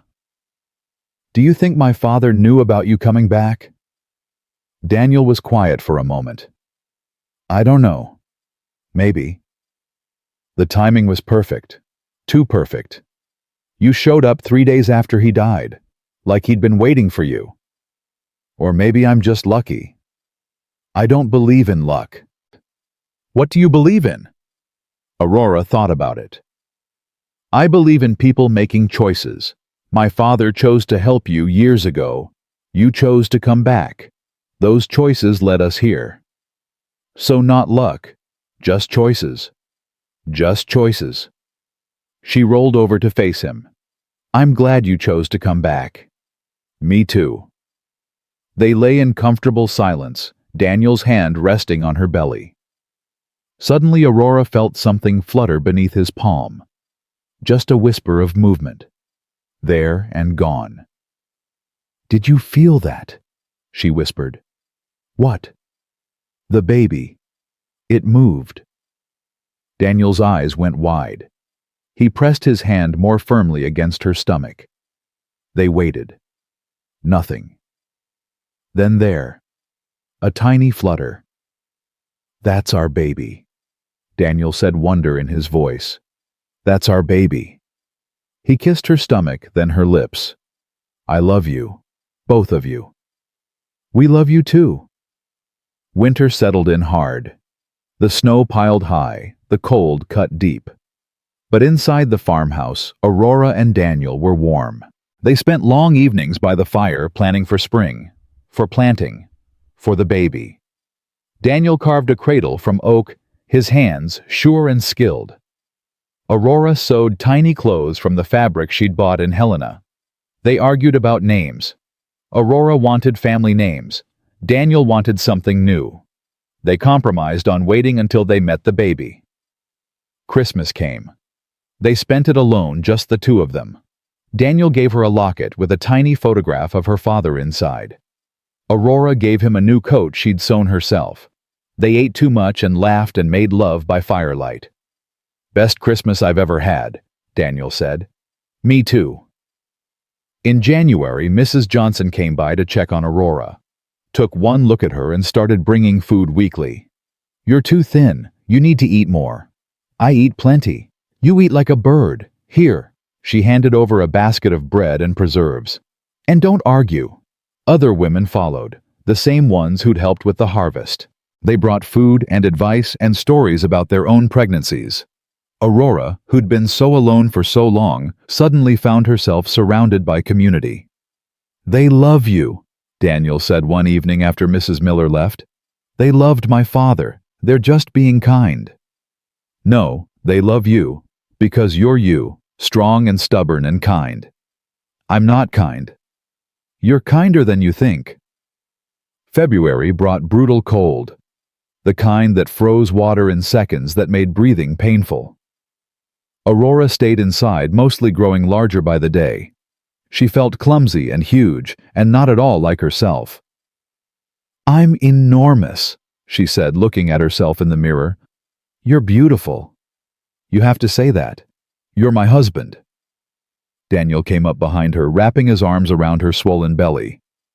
"I say it because it's true. You're growing our child. Nothing in the world is more beautiful than that." Aurora felt tears sting her eyes. "I'm scared." "Of what?" "Of dying, like my mother did." Daniel turned her to face him. "You're not going to die." "You don't know that. Women die in childbirth all the time. My mother did. My grandmother did. What if—" "Aurora." His voice was firm. "You're strong, stronger than anyone I know. You're going to be fine." "But if I'm not—" "You will be." "Daniel, please. If something happens to me, you have to promise." "No." He shook his head. I'm not making that promise because nothing's going to happen. You're going to have this baby, and you're both going to be fine, and we're going to grow old together on this farm. That's what's going to happen. Aurora wanted to believe him, wanted to trust his certainty, but fear lived in her bones, now cold and constant. March came. The snow began to melt. Aurora grew larger, still uncomfortable and tired.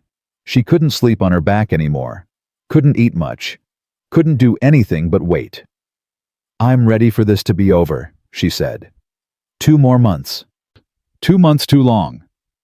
But the waiting continued. April arrived with mud and rain and the first hints of green. Aurora stood at the window watching Daniel prepare the fields for planting. She couldn't help this year, could only watch and feel useless. I hate this, she muttered. Hate what? Daniel came in mud-covered and tired. Being helpless, watching you work while I do nothing. You're growing a human. That's not nothing. It doesn't feel like enough. Daniel pulled her into his arms. Aurora, you're doing exactly what you need to do. Rest. Grow our baby. Let me handle the rest. I don't like resting. I know, but do it anyway. May arrived with warmth and flowers. Aurora felt the baby drop lower, pressing against places that made walking painful. She was huge now, ungainly ready. Any day, the doctor said when he checked on her. Could be any day now. But days passed. A week. Aurora grew more uncomfortable, more irritable. Daniel tried to help, but she snapped at him constantly. I'm sorry, she said after one particularly harsh outburst.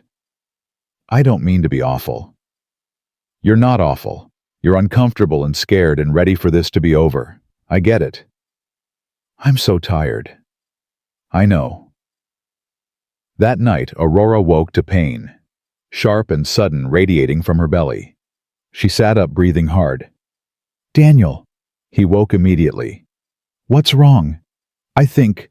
Another pain hit. I think it's time. Daniel was already moving, pulling on his pants, grabbing his boots. I'll get Mrs. Johnson. No time. Another contraction tore through her. It's happening too fast. Aurora, I don't know how to... Then you better learn quick. She gripped the bedpost, breathing through the pain. Get water boiling. Clean sheets, towels. He ran downstairs. Aurora heard him crash into something, curse, keep moving. She tried to stand, but her legs wouldn't hold her. The pain was constant now, waves crashing one after another with barely any break between. Daniel returned with his arms full, sheets, towels, a basin of water that sloshed onto the floor. His hands shook as he spread the sheets on the bed. What do I do? His voice cracked. Aurora, what do I do? Help me onto the bed. He did his touch gentle despite the panic in his eyes. Aurora lay back, breathing hard. Another contraction hit, and she screamed before she could stop herself. I'm going for Mrs. Johnson. Daniel headed for the door. Daniel, no. I can't do this alone. You won't be alone. I'm right here. She reached for his hand. Please, don't leave me. He came back, lacing his fingers through hers. I'm scared. Me too. What if something goes wrong? Then we handle it together. Another contraction. Aurora squeezed his hand hard enough to hurt. But right now, I need you here. I need you to be strong because I can't be. Daniel nodded, jaw set. Tell me what to do. The next hours blurred into pain and pushing, and Daniel's voice in her ear telling her she could do this. She was doing it just a little more. Aurora lost track of time. Lost track of everything except the primal need to push to get this baby out, to end this. I can't, she gasped. Daniel, I can't do this anymore. Yes, you can. No, she screamed as another contraction hit. I can't. Aurora, look at me. Daniel gripped her shoulders. You're the strongest person I know. You harvested 40 acres of wheat when everyone said you'd fail. You survived losing everything and built it back. You can do this. This is different. This is the same. It's just another impossible thing that you're going to do anyway because that's who you are. She wanted to argue, but another contraction stole her breath. She pushed screaming through it. Felt something give. That's it. Daniel moved to the foot of the bed. Aurora, I can see the head. One more push. She gathered everything she had left, every ounce of strength, every bit of stubborn refusal to quit, and pushed with everything in her.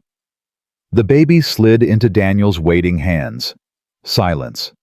Terrible, endless silence. Daniel. Aurora's voice shook. Why isn't... Then a cry. Thin and angry, and the most beautiful sound Aurora had ever heard. It's a girl. Daniel whispered, tears streaming down his face. Aurora, we have a daughter. He brought the baby to her, this tiny, red-faced creature screaming her fury at the world. Aurora took her with shaking hands, staring at this impossible miracle. 10 fingers, 10 toes, a shock of dark hair, her father's nose, Daniel's eyes. Hi, Aurora whispered. Hi, baby girl. The baby stopped crying, staring at her with unfocused eyes. Aurora felt her heart crack wide open, felt love flood in so fierce it hurt. She's perfect, Daniel said, sitting on the edge of the bed. You're both perfect. Aurora looked at him, this man who'd delivered their daughter with shaking hands and fierce determination, and fell in love with him all over again.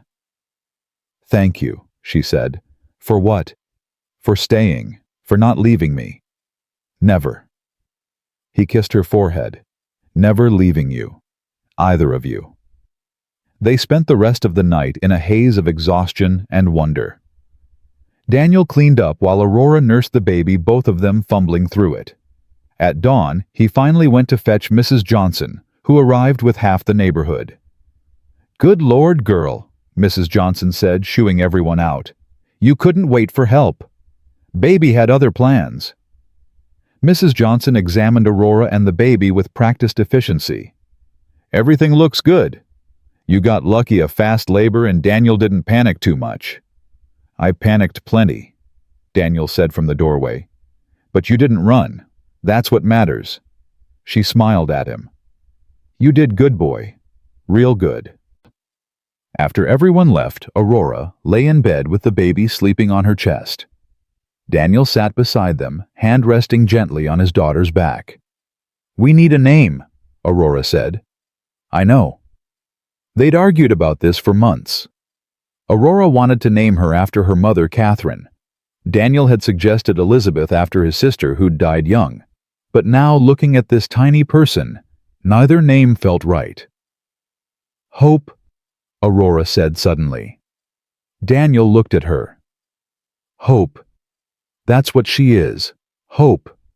After everything, my father dying, the harvest, failing all of it, she's proof that good things can still grow from loss. Daniel smiled. Hope Keating. Hope Catherine Keating, after my mother.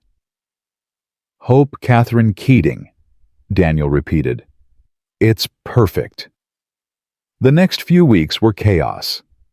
Hope cried constantly at night during meals for no reason Aurora could figure out. She was exhausted, overwhelmed, terrified she was doing everything wrong. I don't know what she wants, Aurora said, rocking Hope for the 100th time that day. I fed her, changed her, held her. Nothing works.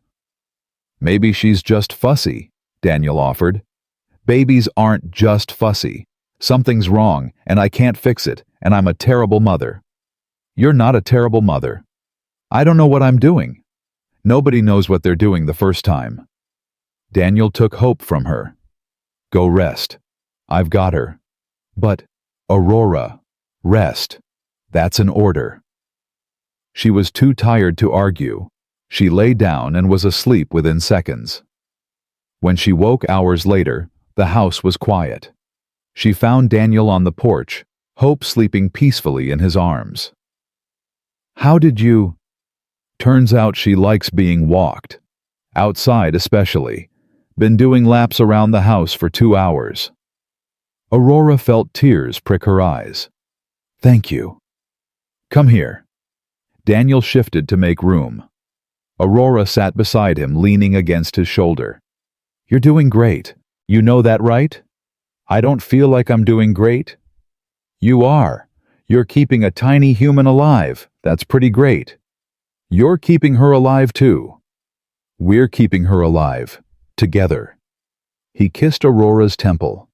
That's how this works. We take turns falling apart and picking each other up. Over the next few months, they found their rhythm. Daniel took the night shift so Aurora could sleep. Aurora handled mornings. They worked the farm together. Aurora with Hope strapped to her chest, Daniel doing the heavy work. It was exhausting and beautiful, and nothing like Aurora had imagined. Hope grew, smiled at 6 weeks, laughed at 2 months, reached for things at 3 months. Every milestone felt like a miracle. In July, they planted late wheat, just 10 acres this time, manageable with a baby. Aurora worked in the field with Hope, sleeping under a tree in the shade, Daniel keeping watch while he cut. This is crazy, Aurora said, binding wheat one-handed while Hope nursed. Nobody farms with a baby. We're not nobody. We're us. That doesn't make sense. Neither does harvesting 40 acres with 2 people. But we did it. We'll do this too. And they did. Slowly, carefully, they brought in the wheat. The neighbors helped again, not out of pity this time, but out of genuine friendship. The harvest was small but good. Enough to get them through winter with money left over. That fall, Aurora stood in the field with Hope in her arms, watching Daniel cut the last of the wheat. The sun was setting, painting everything gold. Hope babbled and grabbed at Aurora's braid. Your grandfather planted this wheat, Aurora told her, before he died. He never got to see it grow, but it grew anyway, just like you. Hope smiled, showing her 2 bottom teeth. Everything he fought for, this land, this farm, this life, it's yours now. Yours and your father's and mine. We built this together. She kissed Hope's head. And someday you'll build something too. Something beautiful and hard-won and yours. Daniel finished the last row and walked over, wiping sweat from his brow. Talking to her about crop rotation again. About legacy. She's 6 months old. Never too early to learn. Aurora smiled. We did it. Another harvest done. Another harvest done, Daniel agreed. He put his arm around her shoulders, the 3 of them standing together as the sun dropped below the horizon. Your father would be proud. I hope so. I know so. That winter was easier than the last. They had money, food, each other. Hope learned to sit up, then crawl, then pull herself to standing. The house filled with her laughter and chaos. One evening in December, Aurora found Daniel at her father's desk, going through old papers. What are you looking for? Your father's journals. Mrs. Johnson mentioned he kept them. Thought maybe Hope would want to read them someday. Know who her grandfather was. I didn't know he kept journals. They're here somewhere. Daniel pulled out another drawer. Found them. 3 leather-bound books, worn and water-stained. Aurora picked up the top one and opened it. Her father's handwriting stared back at her. March 1869. Bought the farm today. 40 acres of nothing but possibility. Catherine says I'm crazy. Maybe I am. But this feels right. Like home. Aurora's throat closed. She flipped ahead. June 1869. Catherine's pregnant. Didn't think I could be happier, but I was wrong. Going to be a father. Going to give my child everything I never had. Further. September 1869. Lost the baby. Catherine's devastated. I don't know how to help her. Don't know how to fix this. Aurora's hands shook. She hadn't known about a lost baby. Hadn't known her mother had suffered that kind of loss. You don't have to read this now, Daniel said gently. But Aurora kept reading. March 1870. Catherine's pregnant again.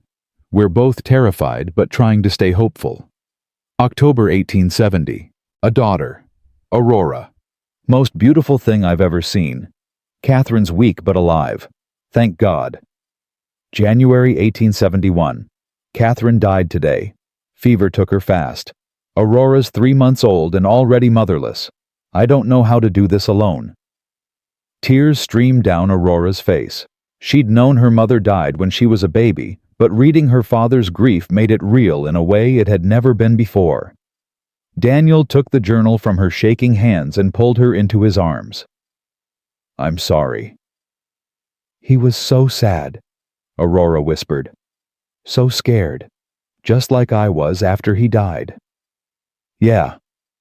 But he kept going. Raised me alone, built this farm, made a life. Just like you're doing." Aurora pulled back to look at him. "Do you think that's why he didn't tell me about the money? Because he wanted me to know I could survive loss like he did? Maybe. Or maybe he just forgot in the chaos of dying. We'll never know for sure. I think—" Aurora paused. "I think he knew. I think he knew exactly what he was doing. Testing me, preparing me, making sure I'd be strong enough to survive without him." "You think that makes it okay?" "No, but it makes it make sense." She picked up the journal again. "Can I keep reading?" "Of course." She read late into the night, following her father's life through ink and paper.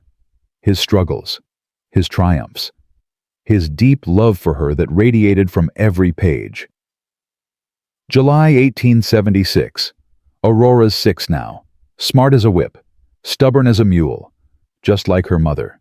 Watching her grow up makes the loneliness bearable. December 1880. Aurora's 10. Asked me today if I ever get lonely. Told her no. That was a lie. I'm lonely every damn day, but I'd rather be lonely than risk bringing someone into her life who might hurt her or leave her. She's all that matters.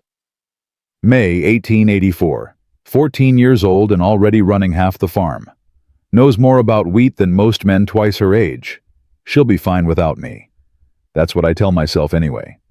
January 1885. Sick again. Doctor says it's nothing, but I know better. My father died at 45. I'm 43. Running out of time. Aurora's hands clenched. This was written the year before he died. March 1885. Went to Helena today. Put money in an account for Aurora. $800. Everything I've saved. She doesn't know, and I won't tell her. If she knows about it, she'll use it. If she doesn't, she'll have to fight for the farm herself. Have to prove she's strong enough. I know that's cruel. But kindness doesn't teach strength. Struggle does.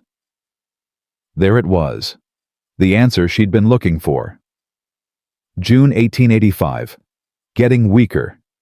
Need to find someone to help Aurora after I'm gone. She's too proud to ask for help. Too stubborn to accept it. Just like me. September 1885. Daniel Keating stopped by. That boy I helped years ago. He's a man now. Good man. Offered to help with anything I needed. Told him to come back if I die before harvest. Told him Aurora would need him even if she'd never admit it. He promised he would. Aurora stopped breathing. Read the passage again. Daniel. Her voice came out strangled. Did you know that my father asked you to come back? Daniel's face went white. What? She showed him the journal entry. Watched him read it. Watched understanding dawn. Aurora, I swear to God I didn't know. When I came back, I thought it was my own idea. That I'd heard he'd died and decided to repay my debt. I had no idea he set this up. Aurora stood the journal clutched in her hands. He planned everything. Knew he was dying. Knew I'd need help. Asked you to come back. Hid the money so I'd be desperate enough to accept help. He orchestrated all of it. Aurora. He manipulated us. Made me think I was surviving on my own when really he'd arranged everything. Made you think you were honoring a debt when really you were following his instructions. We were puppets and he was pulling the strings. He was trying to protect you. By lying, by manipulating. She threw the journal across the room. I thought I'd proven myself. Thought I'd saved the farm through my own strength. But it was all him. All of it. Daniel picked up the journal. Read the rest. I don't want to. Read it.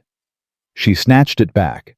Found the last entry dated 2 days before her father died. September 20th, 1885. Dying is easier than I thought it would be. Not because I'm ready, but because I know Aurora will be okay. She's strong. Stronger than me. Stronger than anyone. She doesn't need me to survive. But she needs to know she doesn't need anyone. That's why I did what I did. The money, Daniel, all of it, I'm not trying to control her life. I'm trying to give her the gift I never got. The knowledge that she's capable of anything. That she can lose everything and still survive. When she finds out about the money, she'll be angry. She'll think I didn't trust her. But that's not it. I trust her completely. I just wanted her to trust herself. And sometimes the only way to learn that is through fire.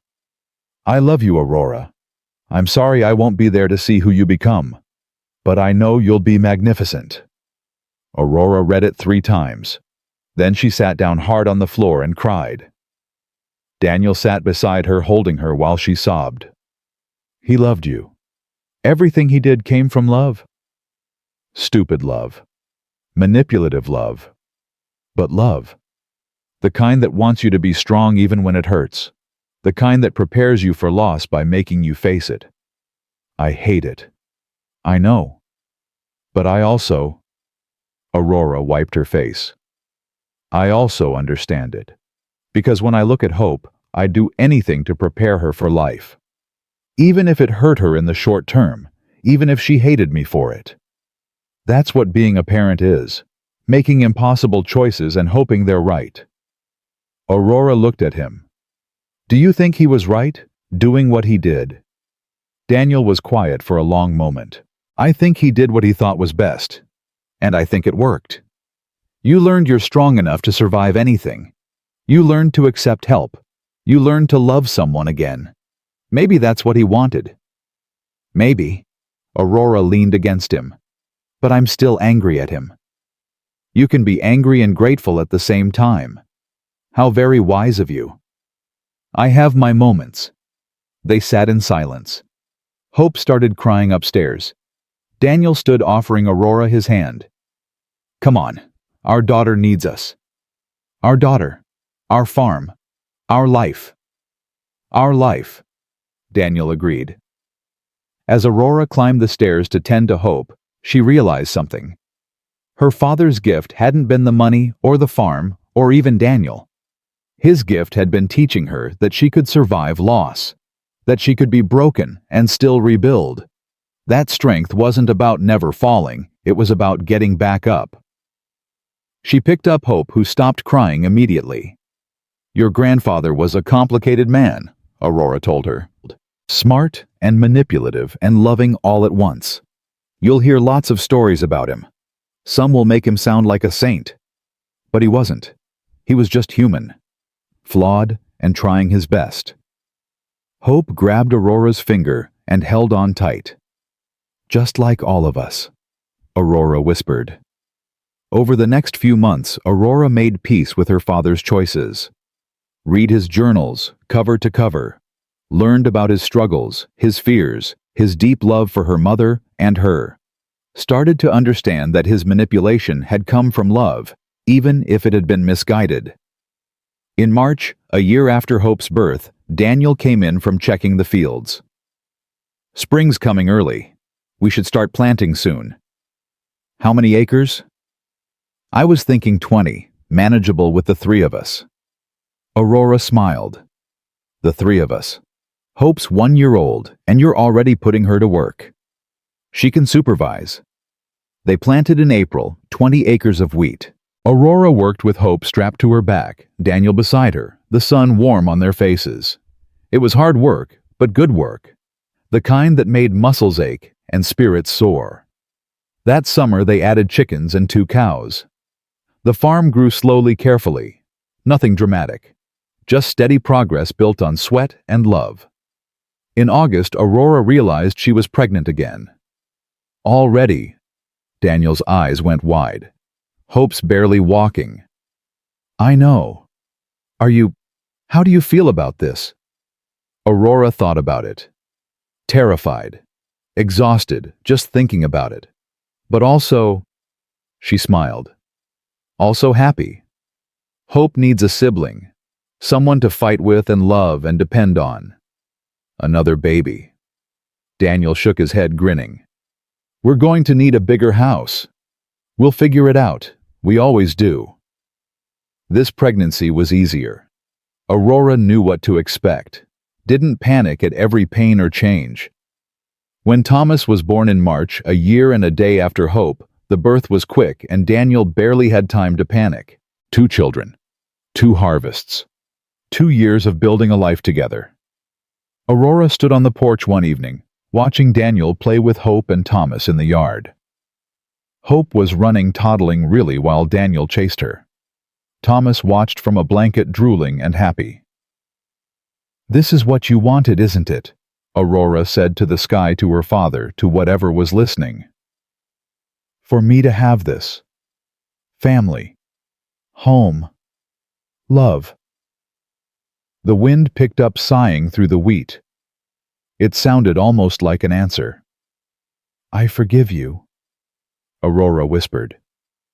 For the lies and manipulation. I understand now. You were just trying to give me what you couldn't have after Mom died. Someone to share the load. Someone to love. You gave me Daniel. Gave me this life. So yeah, I forgive you. Daniel walked over Thomas in his arms. Hope clutching his leg.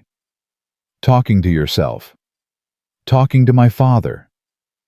What did he say? Aurora smiled. That I turned out okay. More than okay. Daniel kissed her. You turned out perfect.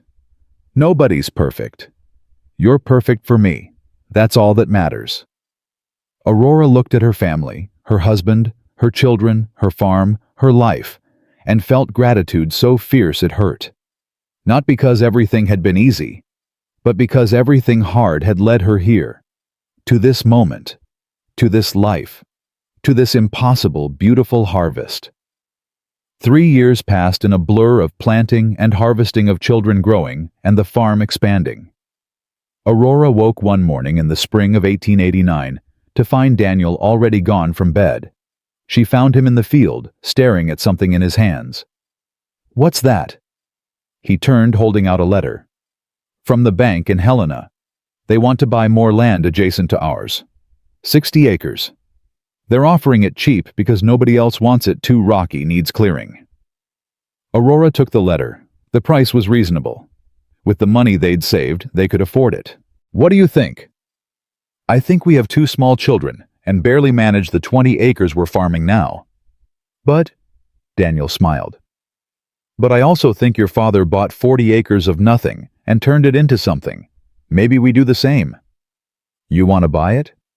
I want to build something bigger, not just for us, for Hope and Thomas, for whatever other kids we have. I want them to inherit something substantial. Aurora looked at the fields, their fields, then back at Daniel. Let's do it. They bought the land in May, spent that summer clearing rocks and brush, Daniel and 2 hired men working sunrise to sunset. Aurora managed the house and children and the existing farm, spreading herself thin but refusing to complain. In August, she realized she was pregnant again. Daniel, we can't. She sat at the kitchen table, head in her hands. 3 children, 60 more acres to clear. I can't do this. Yes, you can. No, I really can't. I'm exhausted. Hope's 3 and into everything. Thomas is 2 and barely sleeps. I can't add another baby to this. Daniel knelt in front of her. You're not adding anything alone. We're doing this together. We've always done it together. But what if... Aurora's voice broke. What if I'm not enough? What if I can't love another baby as much as I love them? What if I'm a terrible mother, and I'm ruining everyone's lives. Aurora. Daniel took her hands. You're the best mother I've ever seen. Hope and Thomas are happy and healthy and loved. This baby will be too. You don't know that. Yes, I do. Because I know you. You don't do anything halfway. Not farming, not loving, not mothering. You give everything to whatever you commit to. Aurora wanted to believe him, wanted to trust that she could handle one more impossible thing. But exhaustion made doubt easy. Faith was born in March 1890, a tiny red-haired baby who came out screaming and didn't stop for 6 months. Aurora was bone-tired, stretched beyond capacity. Daniel took over night duty, completely walking Faith around the house while Aurora slept. "How are you not dead?" Aurora asked one morning after he'd been up all night. "Coffee, lots of coffee." "Daniel, I'm fine. You need sleep more than I do right now." "That's not fair to you." He kissed her forehead. "Marriage isn't about fair. It's about taking turns holding each other up.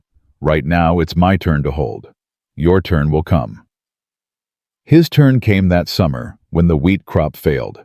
A drought hit in June and didn't let up. The wheat withered and died acre after acre, turning brown. Daniel worked himself sick trying to save it, hauling water from the creek, praying for rain that never came. By August, it was clear they'd lost everything. Aurora found him sitting in the dead field, head in his hands. She sat beside him, Faith sleeping against her chest. "We'll survive this," she said. "How we spent everything on that land. We have nothing left. We have the savings from last year. We have the livestock. We have each other. That's not enough. It's always been enough." Aurora took his hand. "Remember what you told me when my father's wheat was scattered by the storm, that some things are worth doing even when they're impossible. This is one of those things. I can't ask you to go through another hard winter, not with 3 babies. You're not asking. I'm choosing. We're choosing. Together." Daniel looked at her eyes, red-rimmed. "I wanted to give you more than this. More than struggling and failing and barely surviving. You've given me everything that matters. Partnership, love, family. The farm failing doesn't change any of that. But the children will learn that failure isn't the end, that you get back up and try again. That's the best lesson we can teach them." They made it through that winter by selling 2 cows and half the chickens, by eating sparingly and burning less wood, by working harder and complaining less. Hope and Thomas were too young to understand the struggle. Faith was oblivious happy as long as she was fed and held. Spring came again. They planted 10 acres, all they could afford, prayed the weather would hold. It did. The harvest was small but good, enough to get them through another year. "We're going to make it," Aurora said as they loaded the last of the wheat. "Barely. Barely's enough." They continued like that for 3 years, small harvests, careful spending, slow rebuilding. In 1893, they finally had enough saved to plant the cleared land. 30 acres that year. The harvest was their biggest yet. "We did it," Daniel said, watching the wagons roll away loaded with wheat. "We actually did it. Did you doubt we would?" "Every single day." Aurora laughed. "Me too." The children grew. Hope turned 7, serious and responsible, already helping with chores. Thomas was 5, wild and adventurous, constantly climbing things he shouldn't. Faith was 3, red-haired and stubborn, her father's daughter through and through. One evening in September 1893, Aurora sat on the porch watching them play. Hope was teaching Thomas to read. Faith was digging in the dirt, probably looking for worms. Daniel came out and sat beside her. "Remember when it was just us?" Aurora said. "When the house was quiet and we could have entire conversations without being interrupted?" "Vaguely." "Do you miss it?" Daniel thought about it. "Sometimes. But then Faith brings me a bug she found, or Hope reads something and gets excited, or Thomas asks me to watch him jump off something dangerous, and I realize this is better. Louder and messier, but better. Yeah. Aurora leaned against his shoulder. It is, isn't it? Your father would love this, seeing his grandchildren running wild on his land. I wish he could have met them. Maybe he has, in whatever way matters. Aurora watched Hope point at words in the book, Thomas following her finger with intense concentration. I want to teach her to read his journals when she's older. Let her know who her grandfather was. She'll love that. I hope so. Aurora paused. Daniel. Yeah. Thank you. For what? For staying. For building this life with me. For being exactly who you are. He kissed her temple. Thank you for pointing a rifle at me and giving me a chance anyway. She laughed. We're never going to stop talking about that, are we? Never. It's our origin story. Our completely insane origin story. The best ones always are. Time moved faster as the children grew. Hope turned 10, then 12, then 14. Thomas grew tall and strong, working beside Daniel in the fields. Faith remained stubborn and fierce, arguing with everyone about everything. In 1899, Aurora woke one morning to find gray in her hair. She was 33 years old and felt ancient. Daniel found her staring at herself in the mirror. What's wrong? I'm old. He came up behind her. You're 33. That's old. My mother died at 24. My father at 46. I'm closer to the end than the beginning. You're being dramatic. I'm being realistic. She turned to face him. What if I die young like they did? What if the children lose me before they're grown? Aurora, you're healthy, strong. You're going to live to be 100 and terrorize our grandchildren. You don't know that. No, but I'm choosing to believe it anyway. He took her hands. We can't live in fear of dying. We have to live like we're going to live. Otherwise, what's the point? The point is preparing.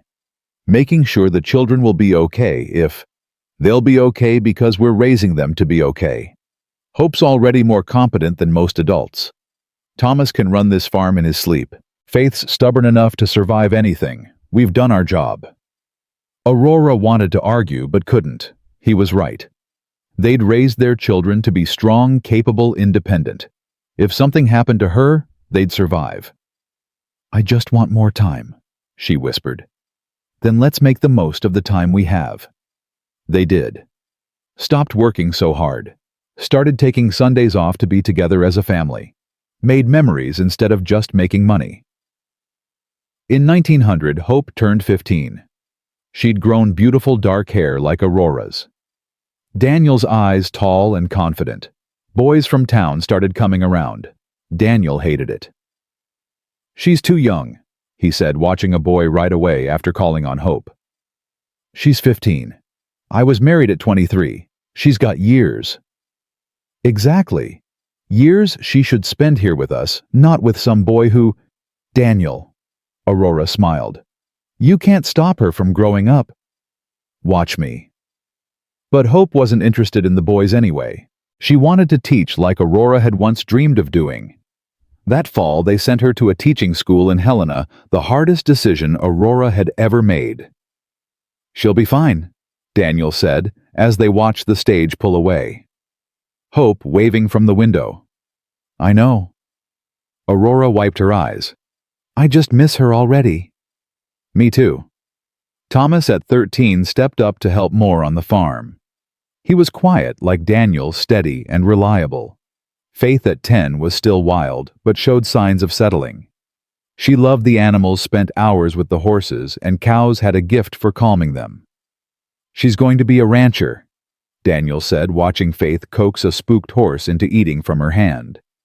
Or a veterinarian, or a horse thief. Aurora smiled. With her, anything's possible. Life continued its steady rhythm.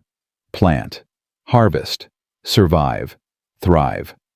The farm grew to 80 acres, then 100. They hired help local boys who needed work drifters passing through.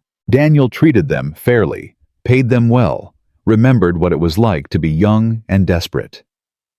In 1905, on a warm September morning, 15 years after their wedding, Aurora woke to Daniel staring at her.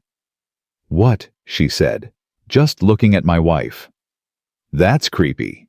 He laughed. "Can't a man admire the woman he loves?" "Not before coffee." But she smiled. "Why are you staring?" "Because 15 years ago today, I married the most stubborn, frustrating, amazing woman I'd ever met. And I want to remember this moment, this morning, before the day gets crazy, and the kids need things and the farm demands attention. Just you and me." Aurora felt tears prick her eyes. 15 years. God, where did it go? "Into building this."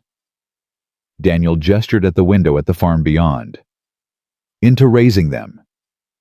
He nodded toward the rooms where their children still slept. "Into loving you." "I love you too, even when you're creepy and stare at me while I sleep. Especially when I'm creepy." They spent that day together as a family. No work, just being.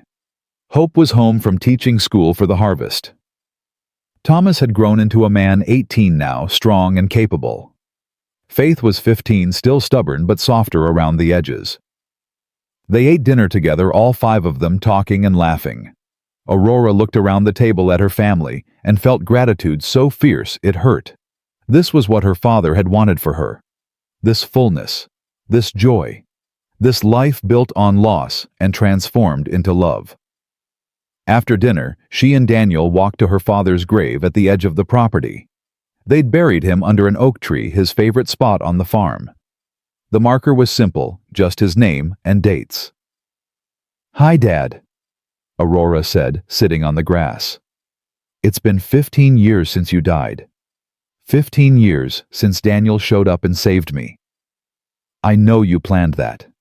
Know you sent him. So thank you for manipulating me into finding happiness." Daniel sat beside her. "She's still mad about that, by the way.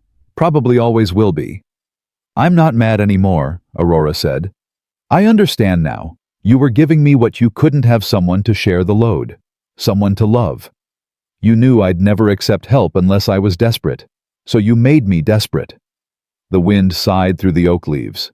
"Your grandchildren are amazing." Aurora continued. "Hope's teaching school. Thomas runs half the farm now. Faith's going to do something with horses, we just don't know what yet. They're strong and kind and stubborn. They're yours and mine and Daniel's all mixed together." She stood, Daniel rising with her. "I kept my promise. I didn't lose the farm.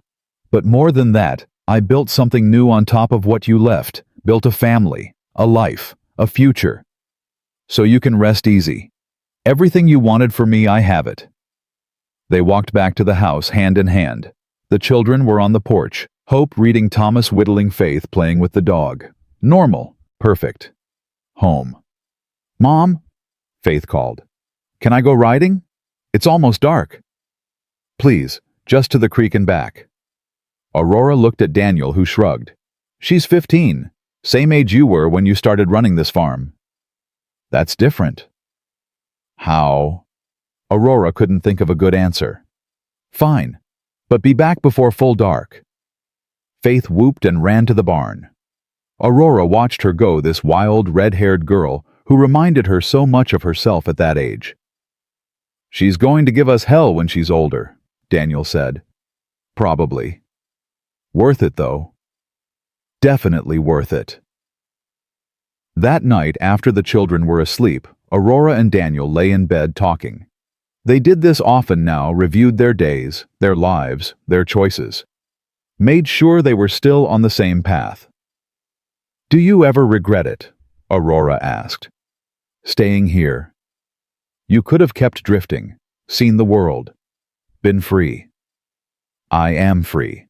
I'm free because I chose this. Chose you." Freedom isn't about having no ties, it's about choosing which ties matter. That's very philosophical. I have my moments. He pulled her closer. Besides, I did see the world, saw enough to know that nothing out there compares to what we have here. Even when it's hard, especially when it's hard, the hard parts are what make the good parts matter. Aurora thought about that, about the harvest that had nearly killed her, about the drought that had almost broken them, about the fear and exhaustion and struggle, about how all of it had led to this lying in bed with the man she loved her children, safe in, nearby rooms, the farm thriving around them. I wouldn't change anything, she said finally.